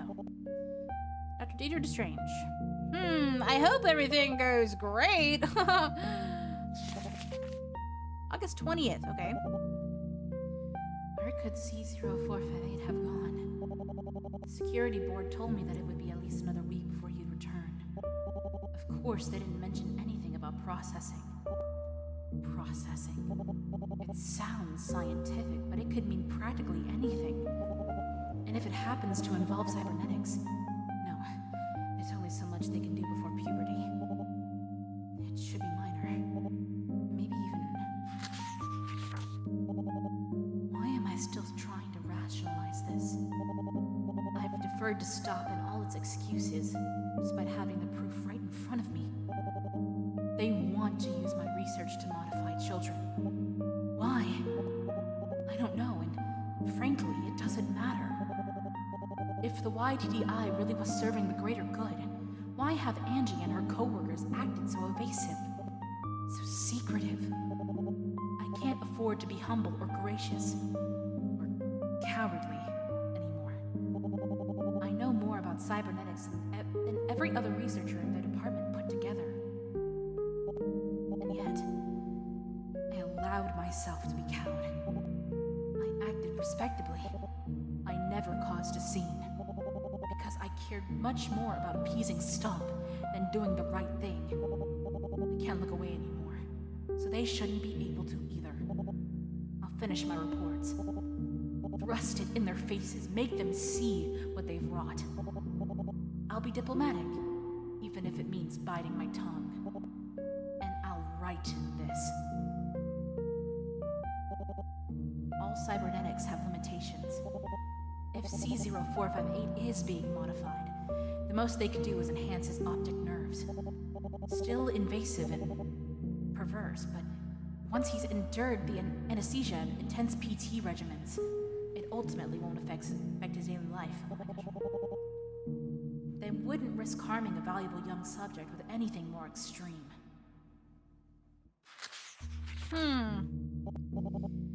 Hopefully the worst will soon be over. C0458's still alive. Once he's gone through processing, I'll make every effort to place him in an environment better suited for a child his age. But first, I need to think of an appropriate recovery gift. Something I can fit in my lab coat pockets. D. Okay. File, journal, computer isn't available. I guess that's why we have the DVD be there. He's in processing.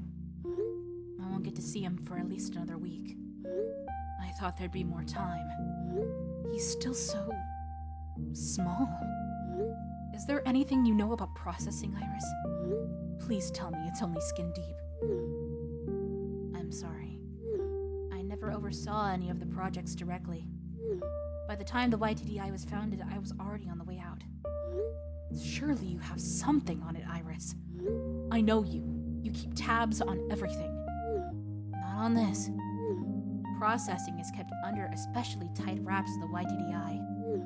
As you've guessed, it is a step related to cybernetic enhancement, but beyond that, I should have done something.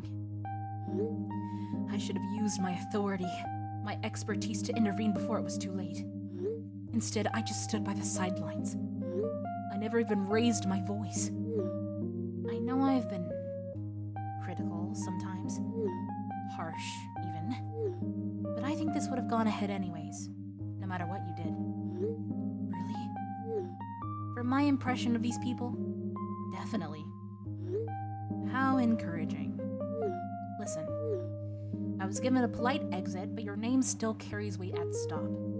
Your case study is compelling and detailed, and I have no doubt that little boy is going to be more than happy to see you again once he's out of there. You just need to save your strength for the right time. And when that time comes, don't take no for an answer. Thank you, Iris. I just hope I'm not too late. Oh boy! Oh, eyes on! Yay! Oh boy! Uh-oh. I'm scared.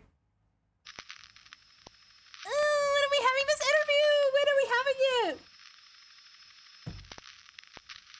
What is it? Oh, it's August 29th! Yay! Okay.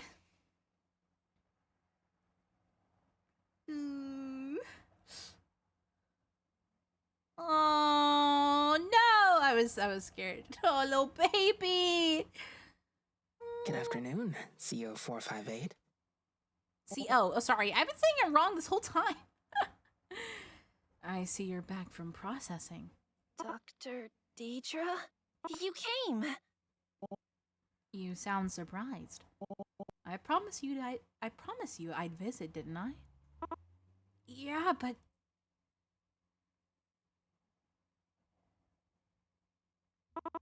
it's been a really long week. Deidre has said it both and zero. Oh, okay. I kind of wondered if you'd forgotten. Never.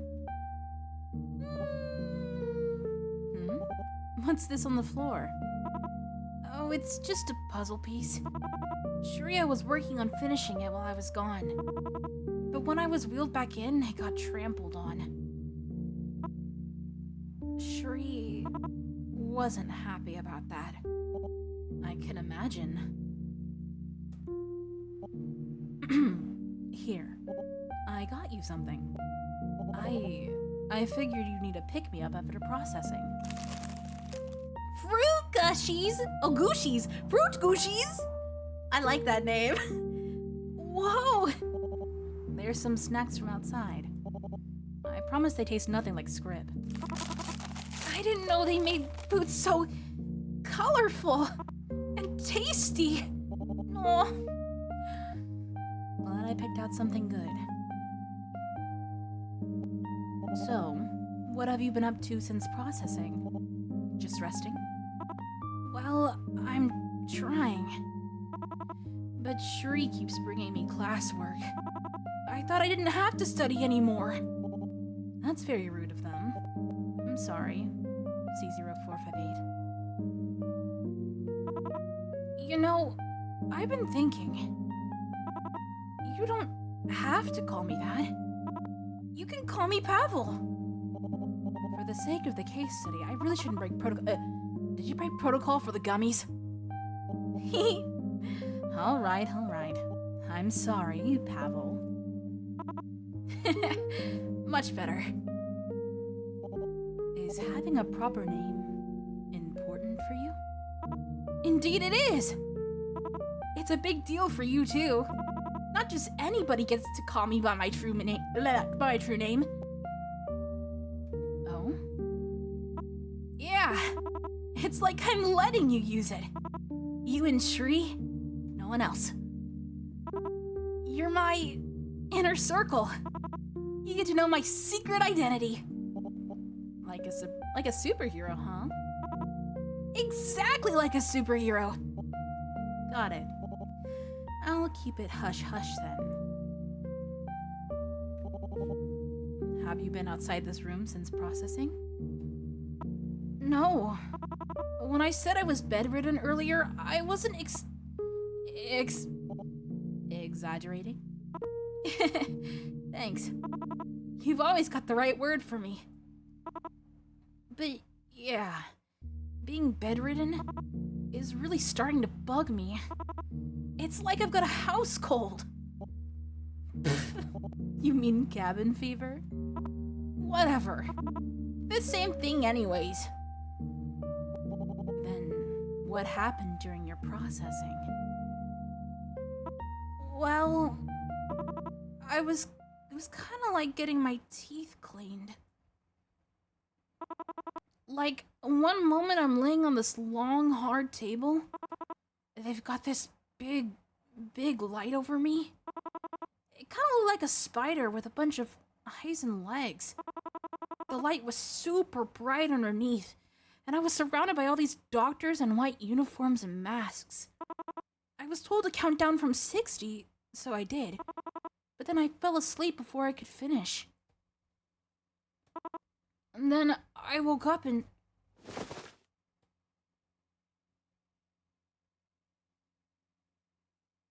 Yeah. Dude, I freaking knew it. I knew it. What happened? Was there something wrong with your legs? Wrong? No. Nothing was wrong with them. But now they can give me better legs. You know, an upgrade. Better ones? Ones that'll let me run faster, jump higher. Like a real superhero, you know? Oh my god. Really, it's okay. If I just practice hard.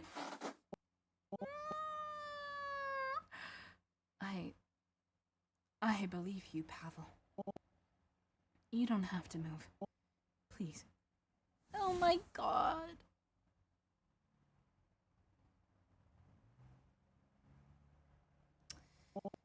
You're very brave. Do you know that, Pavel? Of course I'm brave. Brave like a hero. Here. Hide these under your pillow. Make them count. I'll be back in a week. See you again, Dr. Daedra. Oh, why did they take his legs, bro? Why did they take his legs? They didn't have a reason to. Oh, man, poor baby. I can't be a part of this. No one should be a part of this.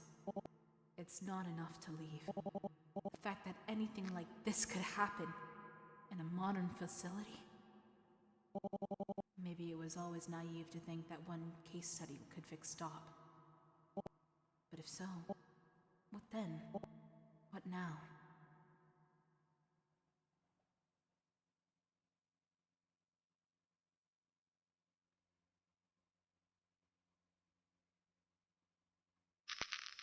September 9th. Oh boy. A week? No, it's been a lot. It was like... It's a little dark in here, fellas. It's a little dark. Case study report. Okay. September 3rd. I am absolutely appalled at the Youth Training and Development Initiative's decision to perform major amputation on trainee C0458. Improvements in synchronization rates are irrelevant. This technology was only ever intended for use in adults, save for rare exceptions.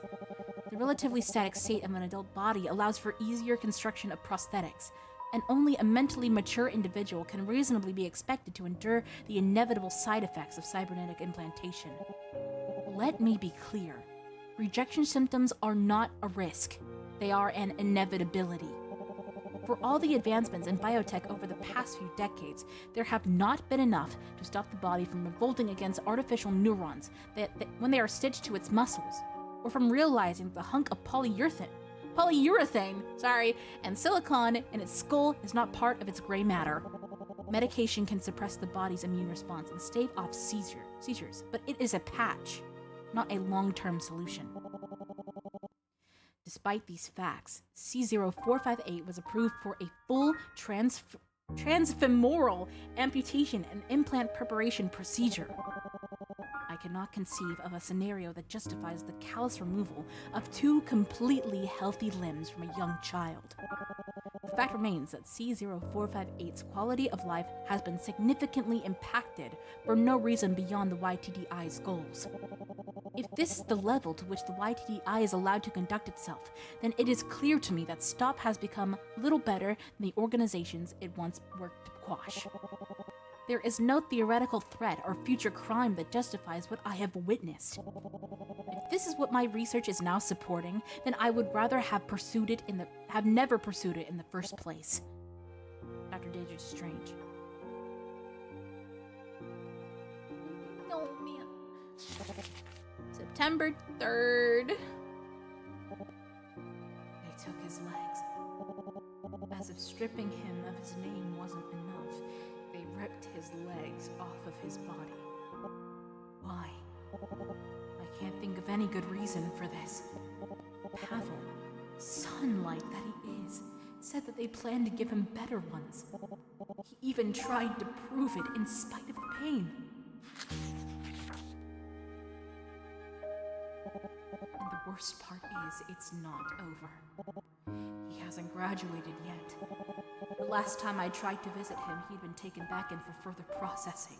I had to find out from Shreya, of all people. The guards barely seemed to care. Asking about his absence was like asking about the garbage being taken out a day earlier. Someone else did the work, so they didn't need to know. They said all of this while looking at me with that expression they always wore on duty. What a malaise. Of superiority. Of contempt. Funny how they pressed the kids to be smilingly obedient, while the adults looked like bored children.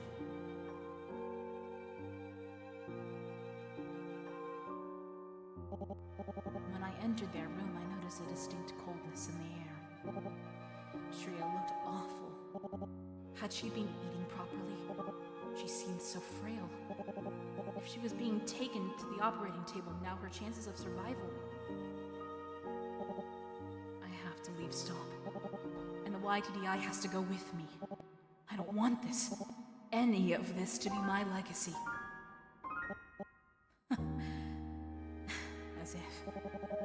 What's an academic supposed to do against an intergovernmental organization with unlimited resources and an ever-growing supply of cybernetic muscle? Maybe I can follow Iris's example.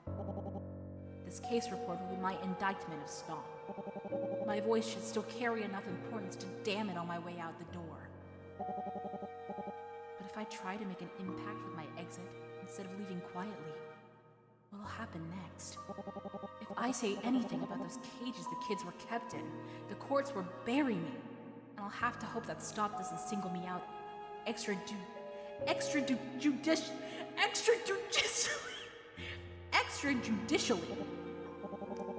Sorry. And if they do, I'll have to kiss my future academic opportunities goodbye. But so what? They can't expect me to keep quiet after everything I've seen. That one conversation with Angie still makes my blood boil. We were observing a physical education class. The kids were told to run laps to the point of exhaustion. And knowing the YTDI, they probably were forced to run past that point for research purposes. While the teachers were tending to them, Angie leaned over and whispered to me. Look how strong they're growing. Healthy and smart and tough as nails. Isn't it incredible? Then she looked back. She looked at the back ranks and soured. But there are still stragglers. Gotta iron out all the kinks eventually. After she said that, she turned back to me. You know, if that squadron were enrolled in public school, some PSHE teacher would be coddling them by now. None of them would ever know how much they could achieve with just a little more pressure. With just one more push from someone who knows how much they can take. Back in school, I knew this kid, born with a hole in their heart. Maybe some large ASD? They had it rough, but they persevered. Didn't pity themselves. Had pride.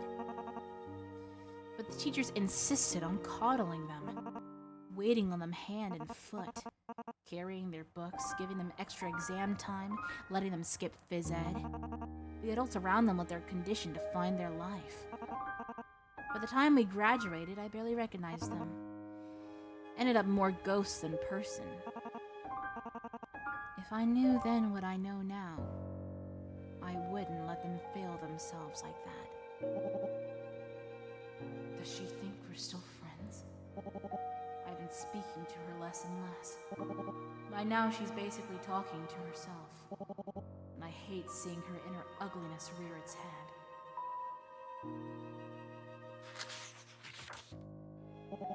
As soon as Pavel's healthy enough to graduate, I'll make my move. But I'm not leaving Stop without him. D.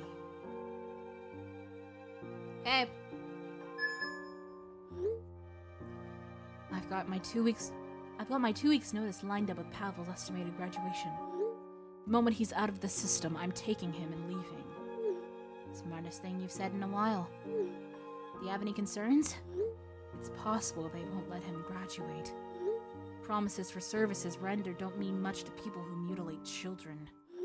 And if my case study is half as explosive as I'm hoping it to be, it's not the kind of thing that Stop will let circulate for long. There are plenty of people out there willing to listen to you. Not after I slander an internationally beloved crime-fighting organization. We don't have friends or PR or allies in the media. It'd be easy to paint me as another disgruntled former employee, disappointed with a lack of direction in her career and looking for a book deal. Sorry, Daedra. I wish I could tell you that won't happen. But even if things do go to shit on your end, allow me to give you a silver lining. When Pavel gets out, and he will, you can bring him here. Oh, it's their place. Iris. Once upon a time, it was a garage. Then it was an unrealized research lab with some living quarters. Now, it's yours. It's no 5-star hotel, but it's not too bad this time of year. There's even a river nearby. I don't know what to say. You're just giving that to me? What did you expect? I'm a wealthy woman with very few hobbies. I would have ended up renting it out even if I remembered it was there. Bet you can stick some escape rooms in that place. That looks like a great place to escape. Much better for you two to get some use out of it. Thank you, Iris. I really mean it. I already owe you so much. Hey, the place isn't that big. I'll keep it in mind. You'd better. I don't want to hear any complaints about it being cramped down the line. Stay safe, Daedra. I'll try. Okay. Let's see what we got. Whew. I have a feeling it's going to be bad. Ooh! Okay. Well, would you look at that? Would you look at that? September 9th. Oh, great. Okay. What you got for me? Ooh. Whoa, D. Hey, sailor. What's going on with you, bruh? Whoa, D. Oh my gosh, sorry. Oh my god. I actually accidentally hit my thingy. There's a fire drill going on? What? Oh, no, I was just looking for Pavel. I can't find him anywhere. Pavel? Who's... Oh. C0458. Well, it's okay. I'm certain he's around somewhere. I mean, it's very safe here. It's not like he could have just wandered off. Of course not. And yes, it is very safe here.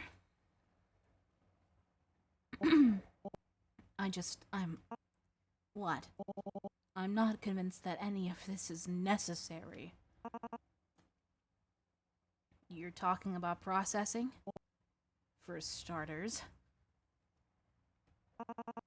The post-op is never going to look pretty.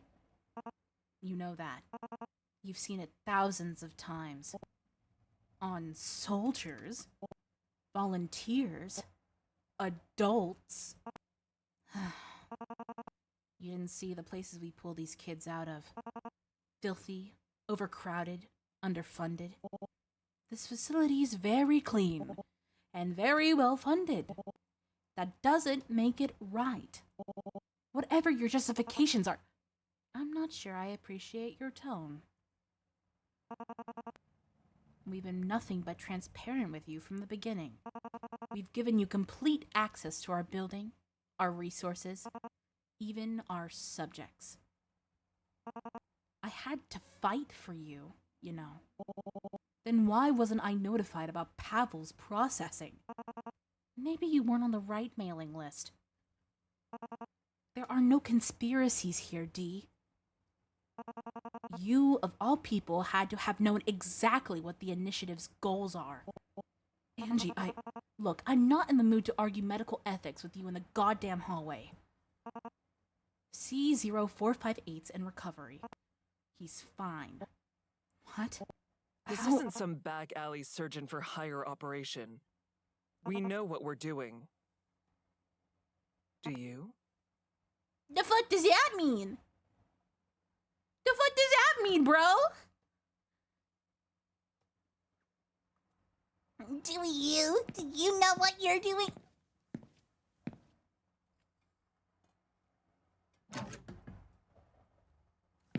What are these noises? Awful? Are you? Oh, we get to finally see her. Oh no, it's sad. Oh, God. Your head. Your hair. Your eye. It's... Dr. Deidre? No, baby! Have a wait.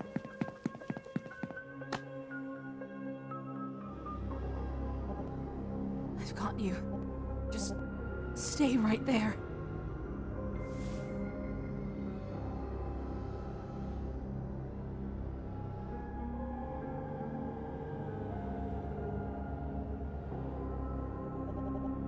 Has anybody been here to take care of you?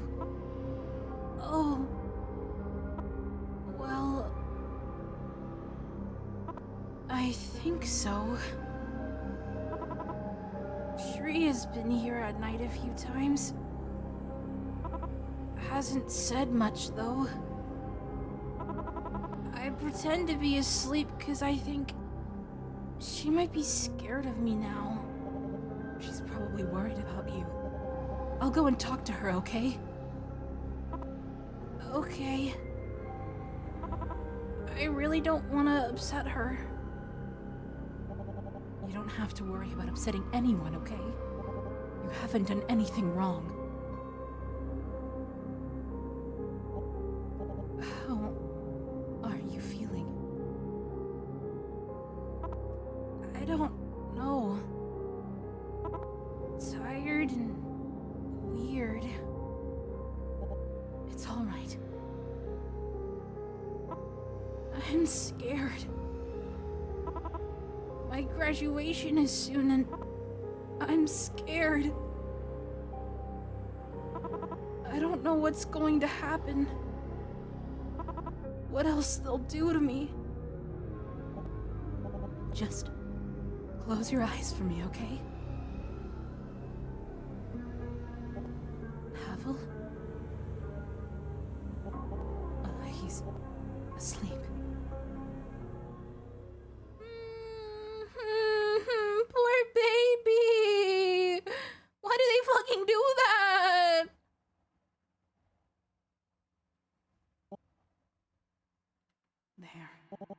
They're going to tear him apart.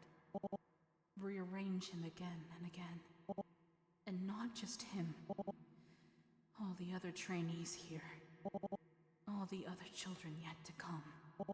Over and over and over. And for what?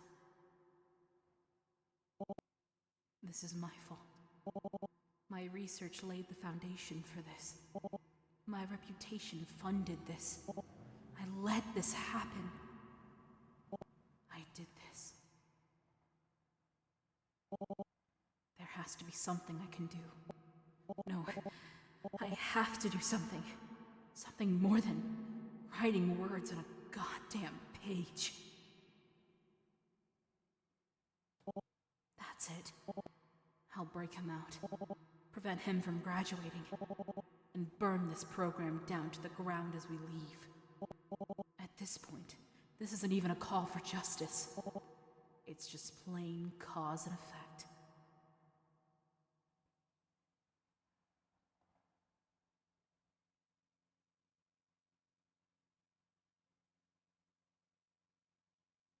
Duh. Oh, okay. Oh. Oh, okay. Oh, okay. Oh, wow. Oh, everything's so dark now. Okay, let's go case file. Case study report. September 9th. Met with C0458 today. Engaged in normal conversation and activities with the subject. C0458 became tired shortly into the session, so the visit was cut short after about an hour. C0458's temperature and blood pressure appeared to be higher than normal levels during the visit, recommending an increase in immunosuppressant dosage. Recovery otherwise appears to be on pace with the expected timeline. Dr. Daedra Destrange. Keeping things short, are we, Daedra?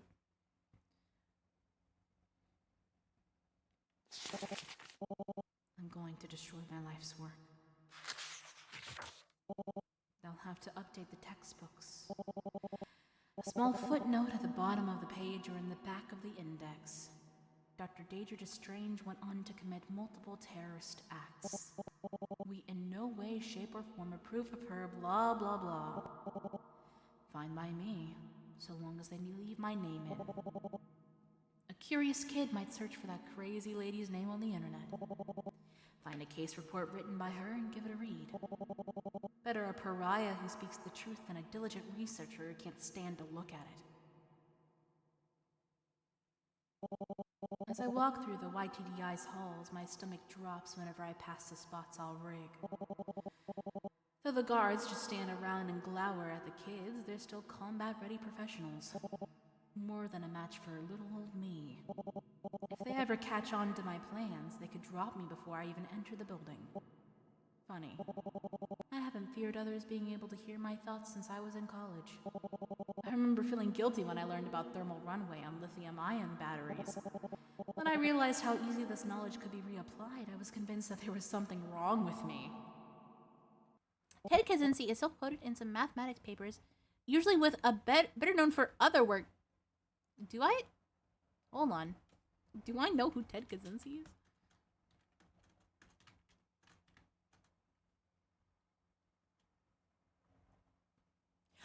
Oh, he's the Unabomber. I never knew his name. Isn't that crazy? Well, now I know it, and now I looked him up. That's crazy. Quoted in some mathematics paper, usually with a better known for other work disclaimer. That's really funny, actually. That's crazy. Dude, that's so crazy. I never knew his name.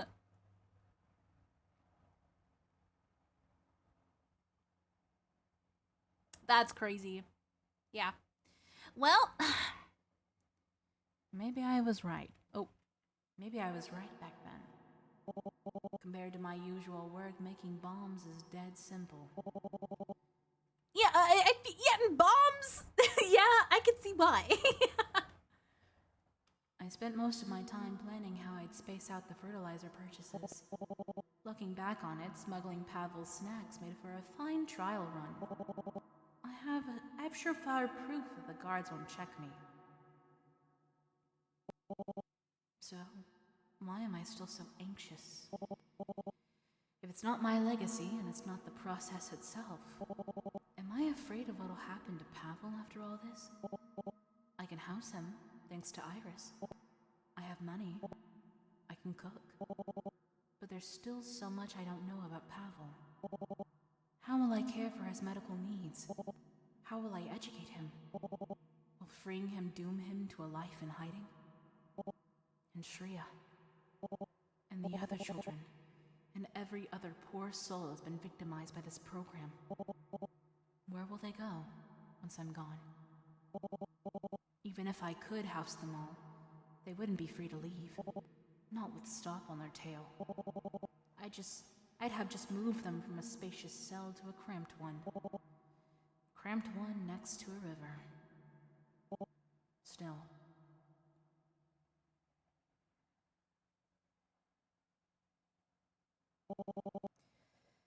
I'd never forgive myself if I left Pavel behind. My research led to him getting hurt. I won't let that happen again. I've done all the planning I can. For now, I think a eulogy to a life of service is in order. To my colleagues, the good ones, I hope you've been working from home. To the rest, you've got no right to complain about what comes next. And to Stop, this is war. Plant any more seeds and I'll salt the earth. D. Wow. All right, Iris. Hey, Iris. Hey, girl. Do you think I'm doing the right thing? I'm not trying to hurt anybody. I just want to get Pavel out. Aren't you doing precisely that? Yes. But there's a growing list of asterisks. Asterisks. I can't save the other children. The numbers just don't work. And how does that make you feel? Like garbage. Where will they go? They know nothing about the real world. Kids are tougher than you think. Not tougher than Stop. You'd be surprised. They'll adapt. That doesn't make me feel any better. I doubt anything could right now. What about a confession? I wanted all this. The recognition, the respect, the budgets, the pay. You know, before I came to Stop, I took 5 internships in one summer. Barely got my foot out the door before I added them to my CV and never looked back. And we all do. That's the game we play. I liked playing that game. I was good at it. And there's a sizable, cowardly portion of me that doesn't want to give it up. And do you worry about Dr. Tan and the rest? Despite myself? Yes. That's just the kind of person you are. In case we don't get the chance to reconnect for a while, let me say this. Every system falls apart eventually. It's entropy. Forced fires are natural and healthy. Stop is no exception. If people are horrified by your findings and your methods, that's for the best. They'll quit. They'll leave in droves. And you'll have gotten them out of a dark hole. And if I hurt people? Then you'll just have to make up for it. And the kids? They'll be strong. Even if their new lives aren't cushy or clean, they'll be lives that they choose for themselves. Again, that's not reassuring. I know. Very little is right now. You have a lot to answer for, Dee. You're already a history maker. From here on, I'm sure you'll be making history in a good way. Try to remember that when you eat breakfast with Pavel. Then, is this goodbye? It has to be. But you'll be in my home. I'll be there in some way. In fact, the sheets might still smell like me. Iris. Gross. Apologies. Couldn't help myself. But you don't need me anymore. You'll do good. You always have. Thank you. Take care now. You are always my star pupil, Daedra. I trust you'll remember me as your mentor and friend. Hopefully, when you're retired and peacefully birdwatching. Goodbye. I'll miss you, Dr. Kai.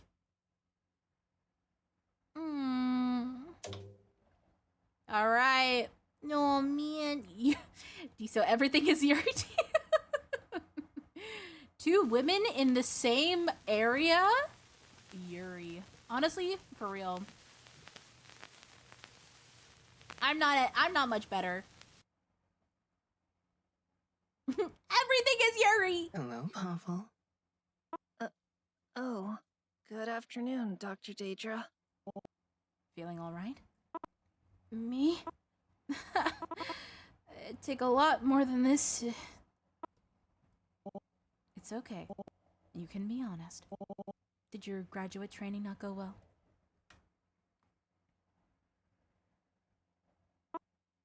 It was scary. Scary and confusing. Could you tell me what happened? What the training was like? Well, they've been running tests on the chip they put in my head.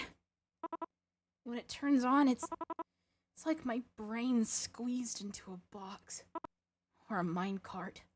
It can only go on the tracks. Oh my god. Oh my god. Oh. I hate that. That does sound scary. Yeah. I had to do all these stupid reflex exercises. And after that, they made me solve math problems and other dumb stuff. Oh, while they looked at me over their clipboards and data pads. And so far, I've been doing good. I was doing everything they wanted, even when it felt weird. It felt like somebody was looking over my shoulder. Only that the shoulder wasn't there, and that somebody was me. And someone else was moving my body. Speaking for me. Like it wasn't my body anymore. I was just so scared. It was gross and strange and... Deep breaths, Pavel. And I just couldn't take it anymore. I did something bad. I was upset. I couldn't help it. I couldn't. Pavel? Pavel? Oh my god. I've got you, Pavel. I've got you. You're safe. I'm going to call emergency services right now. You'll be okay. I promise. Shit. Shit. He's on his side. There's nothing in his way. And I've set a timer for 5 minutes. I've done everything I can. Is he having a seizure? Oh my god. Why isn't the emergency call button working? I've worked for another trainee. I've seen it before. Maintenance teams always check it. Is there something wrong with his... No. They wouldn't dare.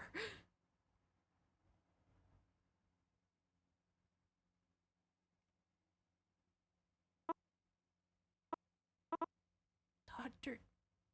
Daedra? Pavel?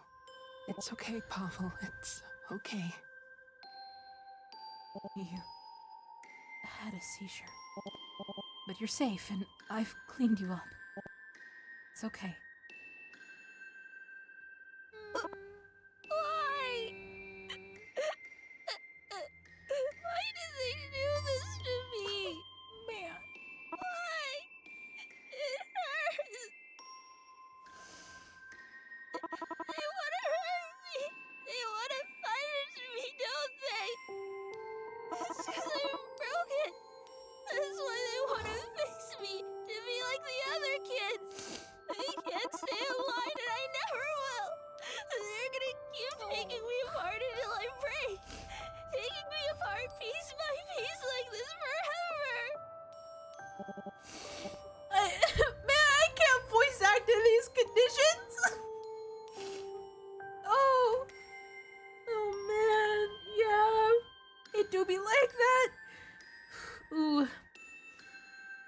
Okay. Pavel, you have to calm down for me, alright? You're going to make yourself sick. But It'll be okay. It's over now. I'll make sure they won't hurt you anymore. I mean it. Oof. Okay. Okay. Okay.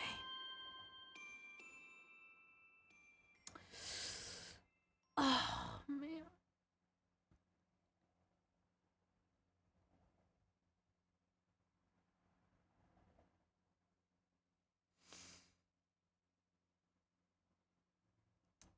Dude.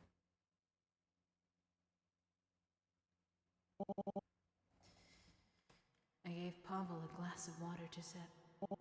His hands are shaking, so I hold the water for him. After that, I help him into bed, tuck him in, and wish him good night. Stroke the little amount of hair left on his head. Then, I close the door behind me and walk out of the room. The door behind me clicks shut. I don't have the words to describe what I just witnessed. But I don't need a 10-page paper to sum up what I feel. Disgust. They took away his medication. His medication. How in any world is that justifiable as a punishment? He could have died.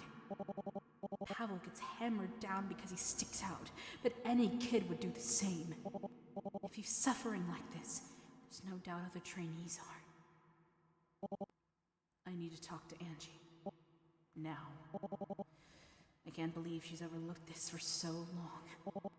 Before I leave for good, I need to look her in her eyes and try to make her see. I don't know if that's gonna go well.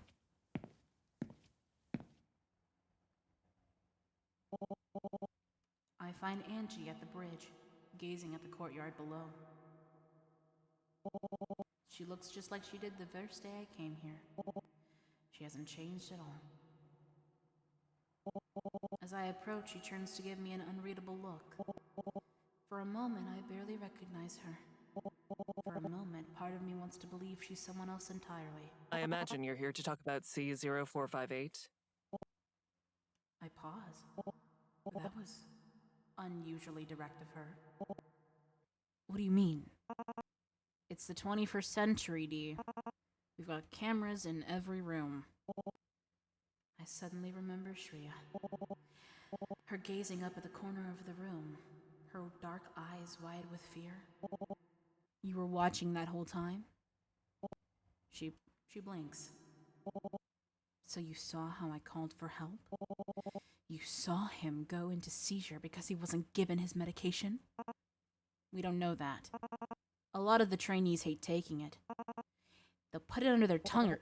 That's bullshit, and you know it. These are your precious test subjects.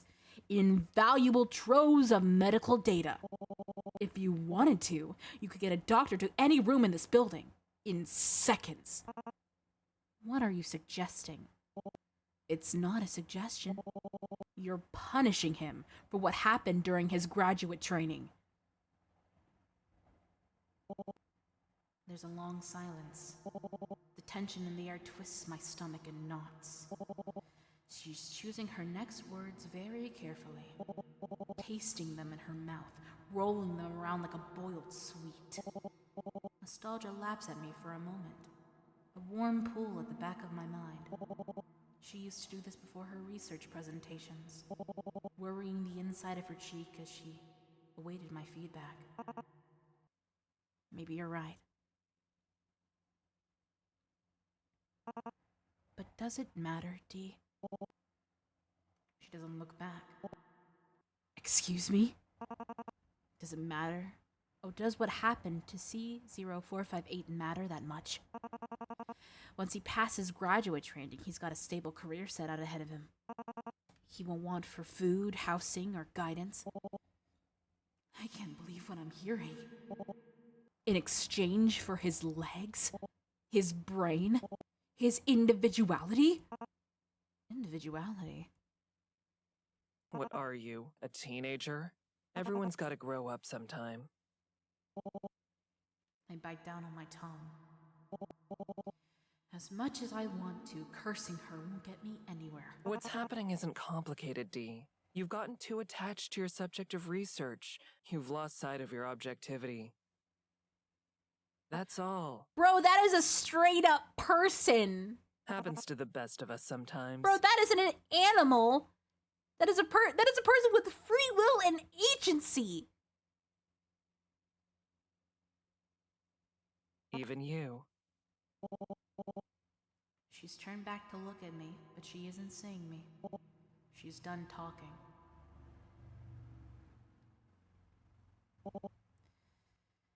The feeling's mutual. Damn. Set that place on fire, D. Set that place on fire. Fuck these guys. Earlier in the day, I had printed out my case study. I had intended to go through it with a red pen. That night, I fed it to the shredder, page by page. Months of work, gone in moments. It was the best I'd felt in ages. October 1st. In a matter of minutes, I'm going to burn down my entire career. Maybe it's fitting that the planning reminded me of how I designed my first cybernetic hand, linking each step to the next like titanium phalanges. While I filed documents, I studied the blind spots in the security. I learned where patrols didn't visit as often, and where security cameras didn't cover the whole room. I participated in fire drills to search for evacuation routes, so that I could avoid them. Fighting back against the YTDI's electronic security was almost easier. Stopping rebels and terrorists back in STOP's heyday had given me a healthy perspective on tech security. DNA signatures, like the ones attached to our keycards, could be spoofed. And an electric lock was useless once you cut its power. As I went through every step, I expected someone to stop me. A guard who'd catch me leaving packages in a dark corner, a lab tech who'd find the files I was taking out suspicious. But no one noticed. Even when I slipped into the security room to inject a virus into their systems, I told the staff I was doing an inspection. They looked the other way. Maybe they live hand-to-mouth lives. Maybe they hate the YTDI as much as I do and want to see it burned to the ground. Whatever the truth is, I'm not interested in psychoanalyzing lower-level staff. I have one job, and I intend to see it through. Getting to Pavel will be simple. I'll enter his room through the small door in the back. No one will suspect me. They'll think I'm conducting another checkup. Just another inane interview to pad out my case study. Escaping will be a much more complicated task.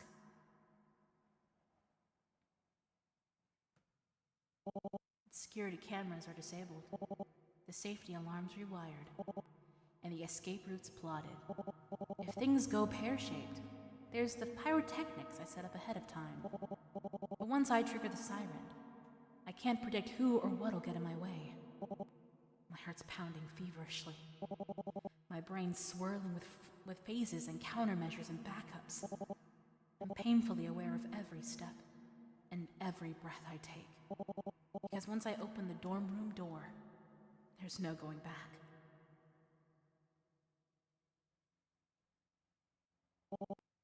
I still have a way out. I can leave this behind and go back to my old life. Cut ties with Stop quickly. Retire quietly to a... I'm sorry, bucolic? Bucolic? Oh shit. Oh shit. No! Existence with honors and accolades to my name. Bury my regret and rage in the back of a well-tended flower bed. But if I don't open this door, Pavel will continue suffering. He might not survive graduation. Even if he does, he'll become a nameless drone, a shell of a person marching through life, armed with clockwork thoughts and a plastic smile. I can't abandon him. Not to that.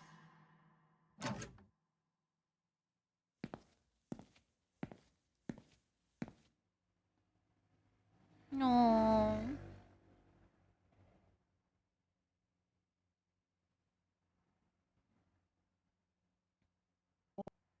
Pavel? I'm gonna come closer, okay?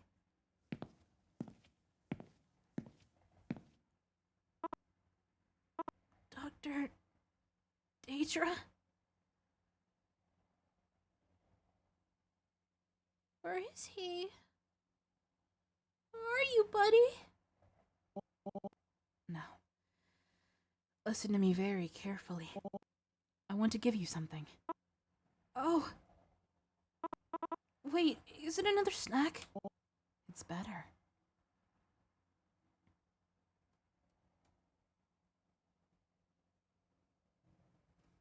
Yeah. Pavel, do you want control? Control over what? Your future.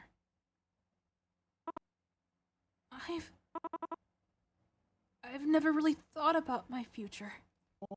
Would you like to? You can take your time. I understand that I'm asking. Yeah. I do, Dr. Deidre. I want control. Then take this switch and press this button.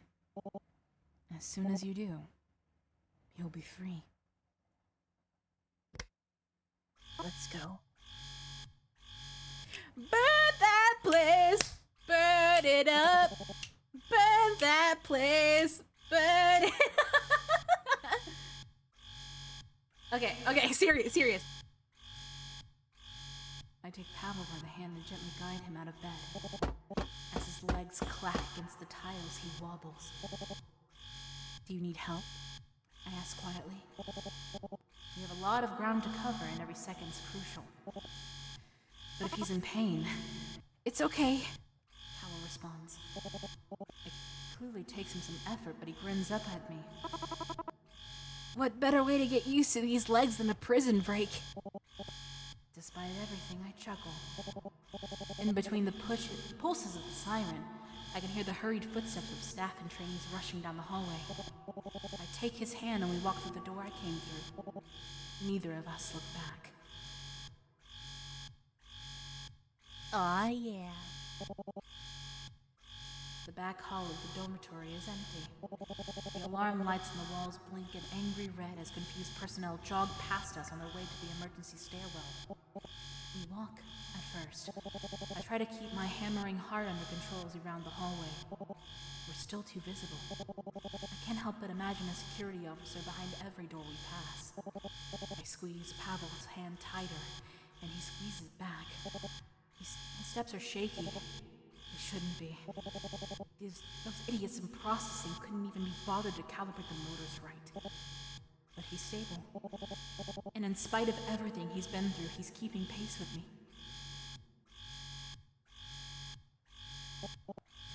Then, I see it. An imposing door with a small blinking key reader beside it. An exit out of the dormitories. Past it, there lay the operating facilities and engineering. Beyond that, the shipping and receiving bay. And further still, the garage door. Our way out. Normally, this part of the facility would be swarming with initiative personnel. With the alarms I triggered, all of them should have evacuated to the opposite side of the building. I don't even start my car. The latch clicks open when I push it. Suddenly, my steps are faster. My heartbeat louder. And before I know it, I'm running. Pavel trips on the first step, and we nearly crash into each other before he corrects himself. But we run, hand in hand past the operating rooms, the offices, and open security shutters until, without warning, Pavel's legs buckle. They crumple under him like wet paper, sending him sprawling. I fall to my knees beside him and struggle to pull him upright. What's happening? Pavel asks. I can't answer him. My eyes go to his legs. The lights are still on. The battery hasn't gone out. But they're not responding to him.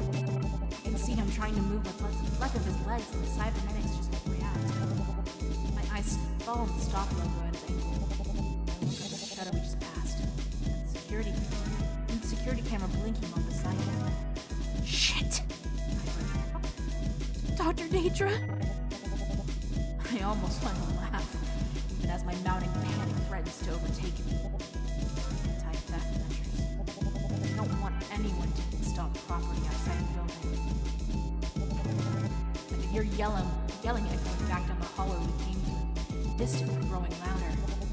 They know where we are. What should we do? Pavel asks, his voice wavering. Dr. Deidre, I don't want them to find us. But still. Quickly, I move to detach his legs. I leave him on the ground, sweep him up into my arms and hold. He clings to me, his fingernails digging into my back and my clothes. His left arm dangles out of my grasp. It's light, far lighter than usual. As I run for the exit, I squeeze him as close to me as I can. The security shutter suddenly slams in front of me. I turn quickly.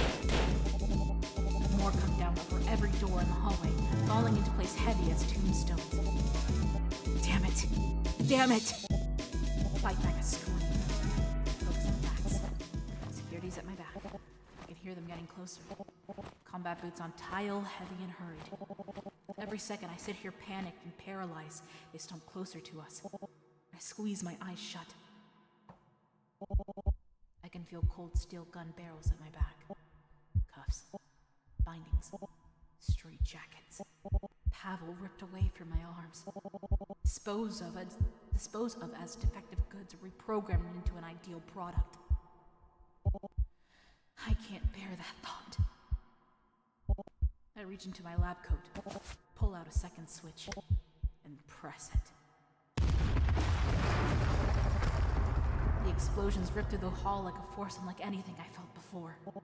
They tear through the shutter, blasting me with heat and smoke and debris that nicks my cheek. I run right into it as more and more explosions go off through the facility. My hidden bombs going off like exothermic dominoes. A burst of red and blinding heat sears my right side, probably scattering shrapnel. I push through the pain, running as fast as I can. My ears ring, my muscles scream, my throat stings, and all there is heat and ash and pain. Until, finally,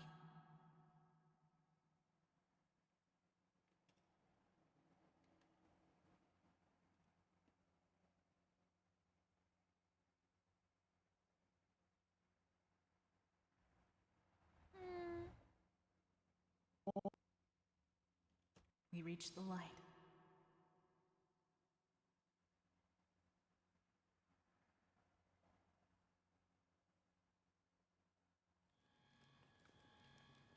Yeah.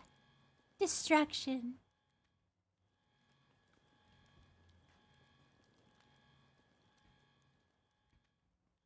Sweet, sweet destruction.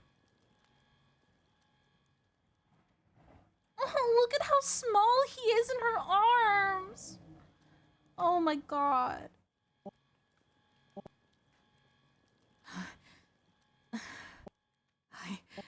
Wow. I can't believe I actually made it.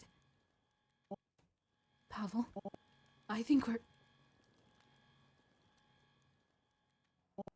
Pavel. Oh, God. Your arm, it's... Oh. Pavel, please. Speak to me. Blue. What? The sky. It's so blue. Oh my god. Hello, baby. I haven't seen it in so long. You're hurting. Please don't push yourself. You're already bleeding so much. But I'll live. 'Cause I'm no longer there. I'm free now, aren't I? Yes. Yes. You are. Oh, it's like I remember that.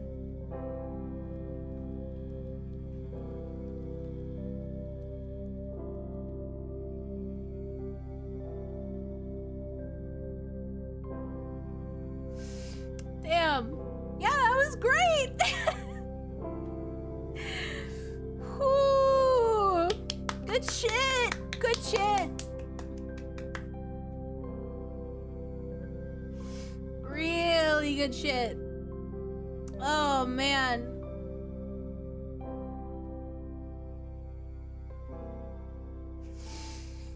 Whew.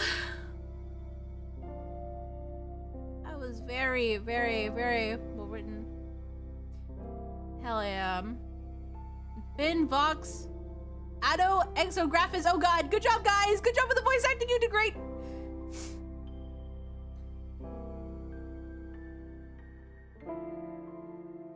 Oh man.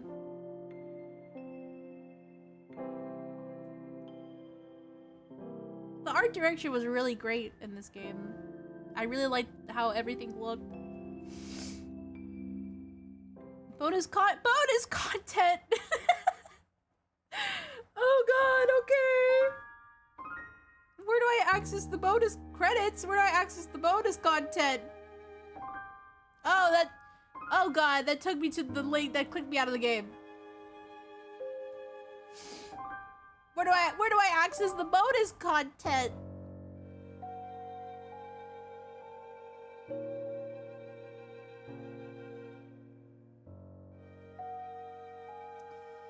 Oh my lord. Holy crap. These buttons were here before. The shift in art style, yes, it was great. Oh, did I just restart the whole thing? Hold on. Hold on. I'm gonna go back to my menu. Oh my god. Well, I just want to say that this is very well made. You can replay it if you want. Yeah, true. All right, guys. Round two. Round two. Second time's the charm. Oh man, yeah, this is really great. Round two of the horrors. This is really great. You know, as a person with ADHD, like especially like inattentive ADHD, school was like I didn't do perfect in school. I had to really work hard to pay attention in school. Especially as like my condition matured. Like during middle school, I think that was like the worst I had it. Like it was really hard to focus in class. Like I would try my hardest on tests and stuff and I wouldn't get the results I thought I would. Like everyone would be like, "Oh, why don't you use a planner? Why don't you use a planner? Why don't you use these things that help normal people?" And I was like, "Well, okay, I'll try it." It didn't work. I would forget to write in the planner, like just like stuff like that, like, and like it really spoke to me, like especially as like a neurodivergent kid in school. So I really appreciate that. Plus the story that I told you of literally me like drawing in the corners of stuff, and that was how I'd pay attention. Like I needed some sort of stimulus to pay attention in class, and that was how I'd pay attention. Like I'd retain stuff better if I was doing something with my hand. And you know, they wanted to punish me for that.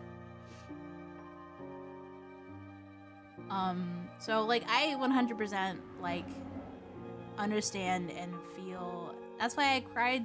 Like, that's why I cried during this game, because I really felt for him. I really felt for Pavel. Like, of course he had the fucking horrors thrust upon him for no good reason. But it's just a larger commentary, you know, on society trying, like, not trying to accept and change itself, more like trying to fit those who don't, you know, produce the mold that they're looking for into a box. Like, in this game, quite literally, like, they literally, like, put stuff in his brain to make it so that he can be controlled, or, like, you know, like, so he can think, quote unquote, normally, quote unquote, like they want him to, you know? So, like, he can follow the rule book. Like, it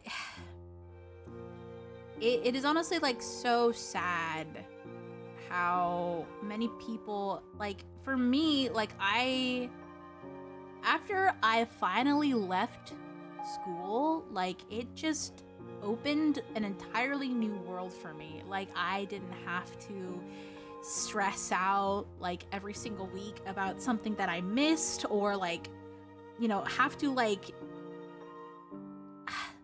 it's such a weird thing to describe, because I finally have the freedom to be as creative and insightful and, you know, find solutions in a way that, you know, comes naturally to me. Like, nothing is stopping me, like, you know, except for laws.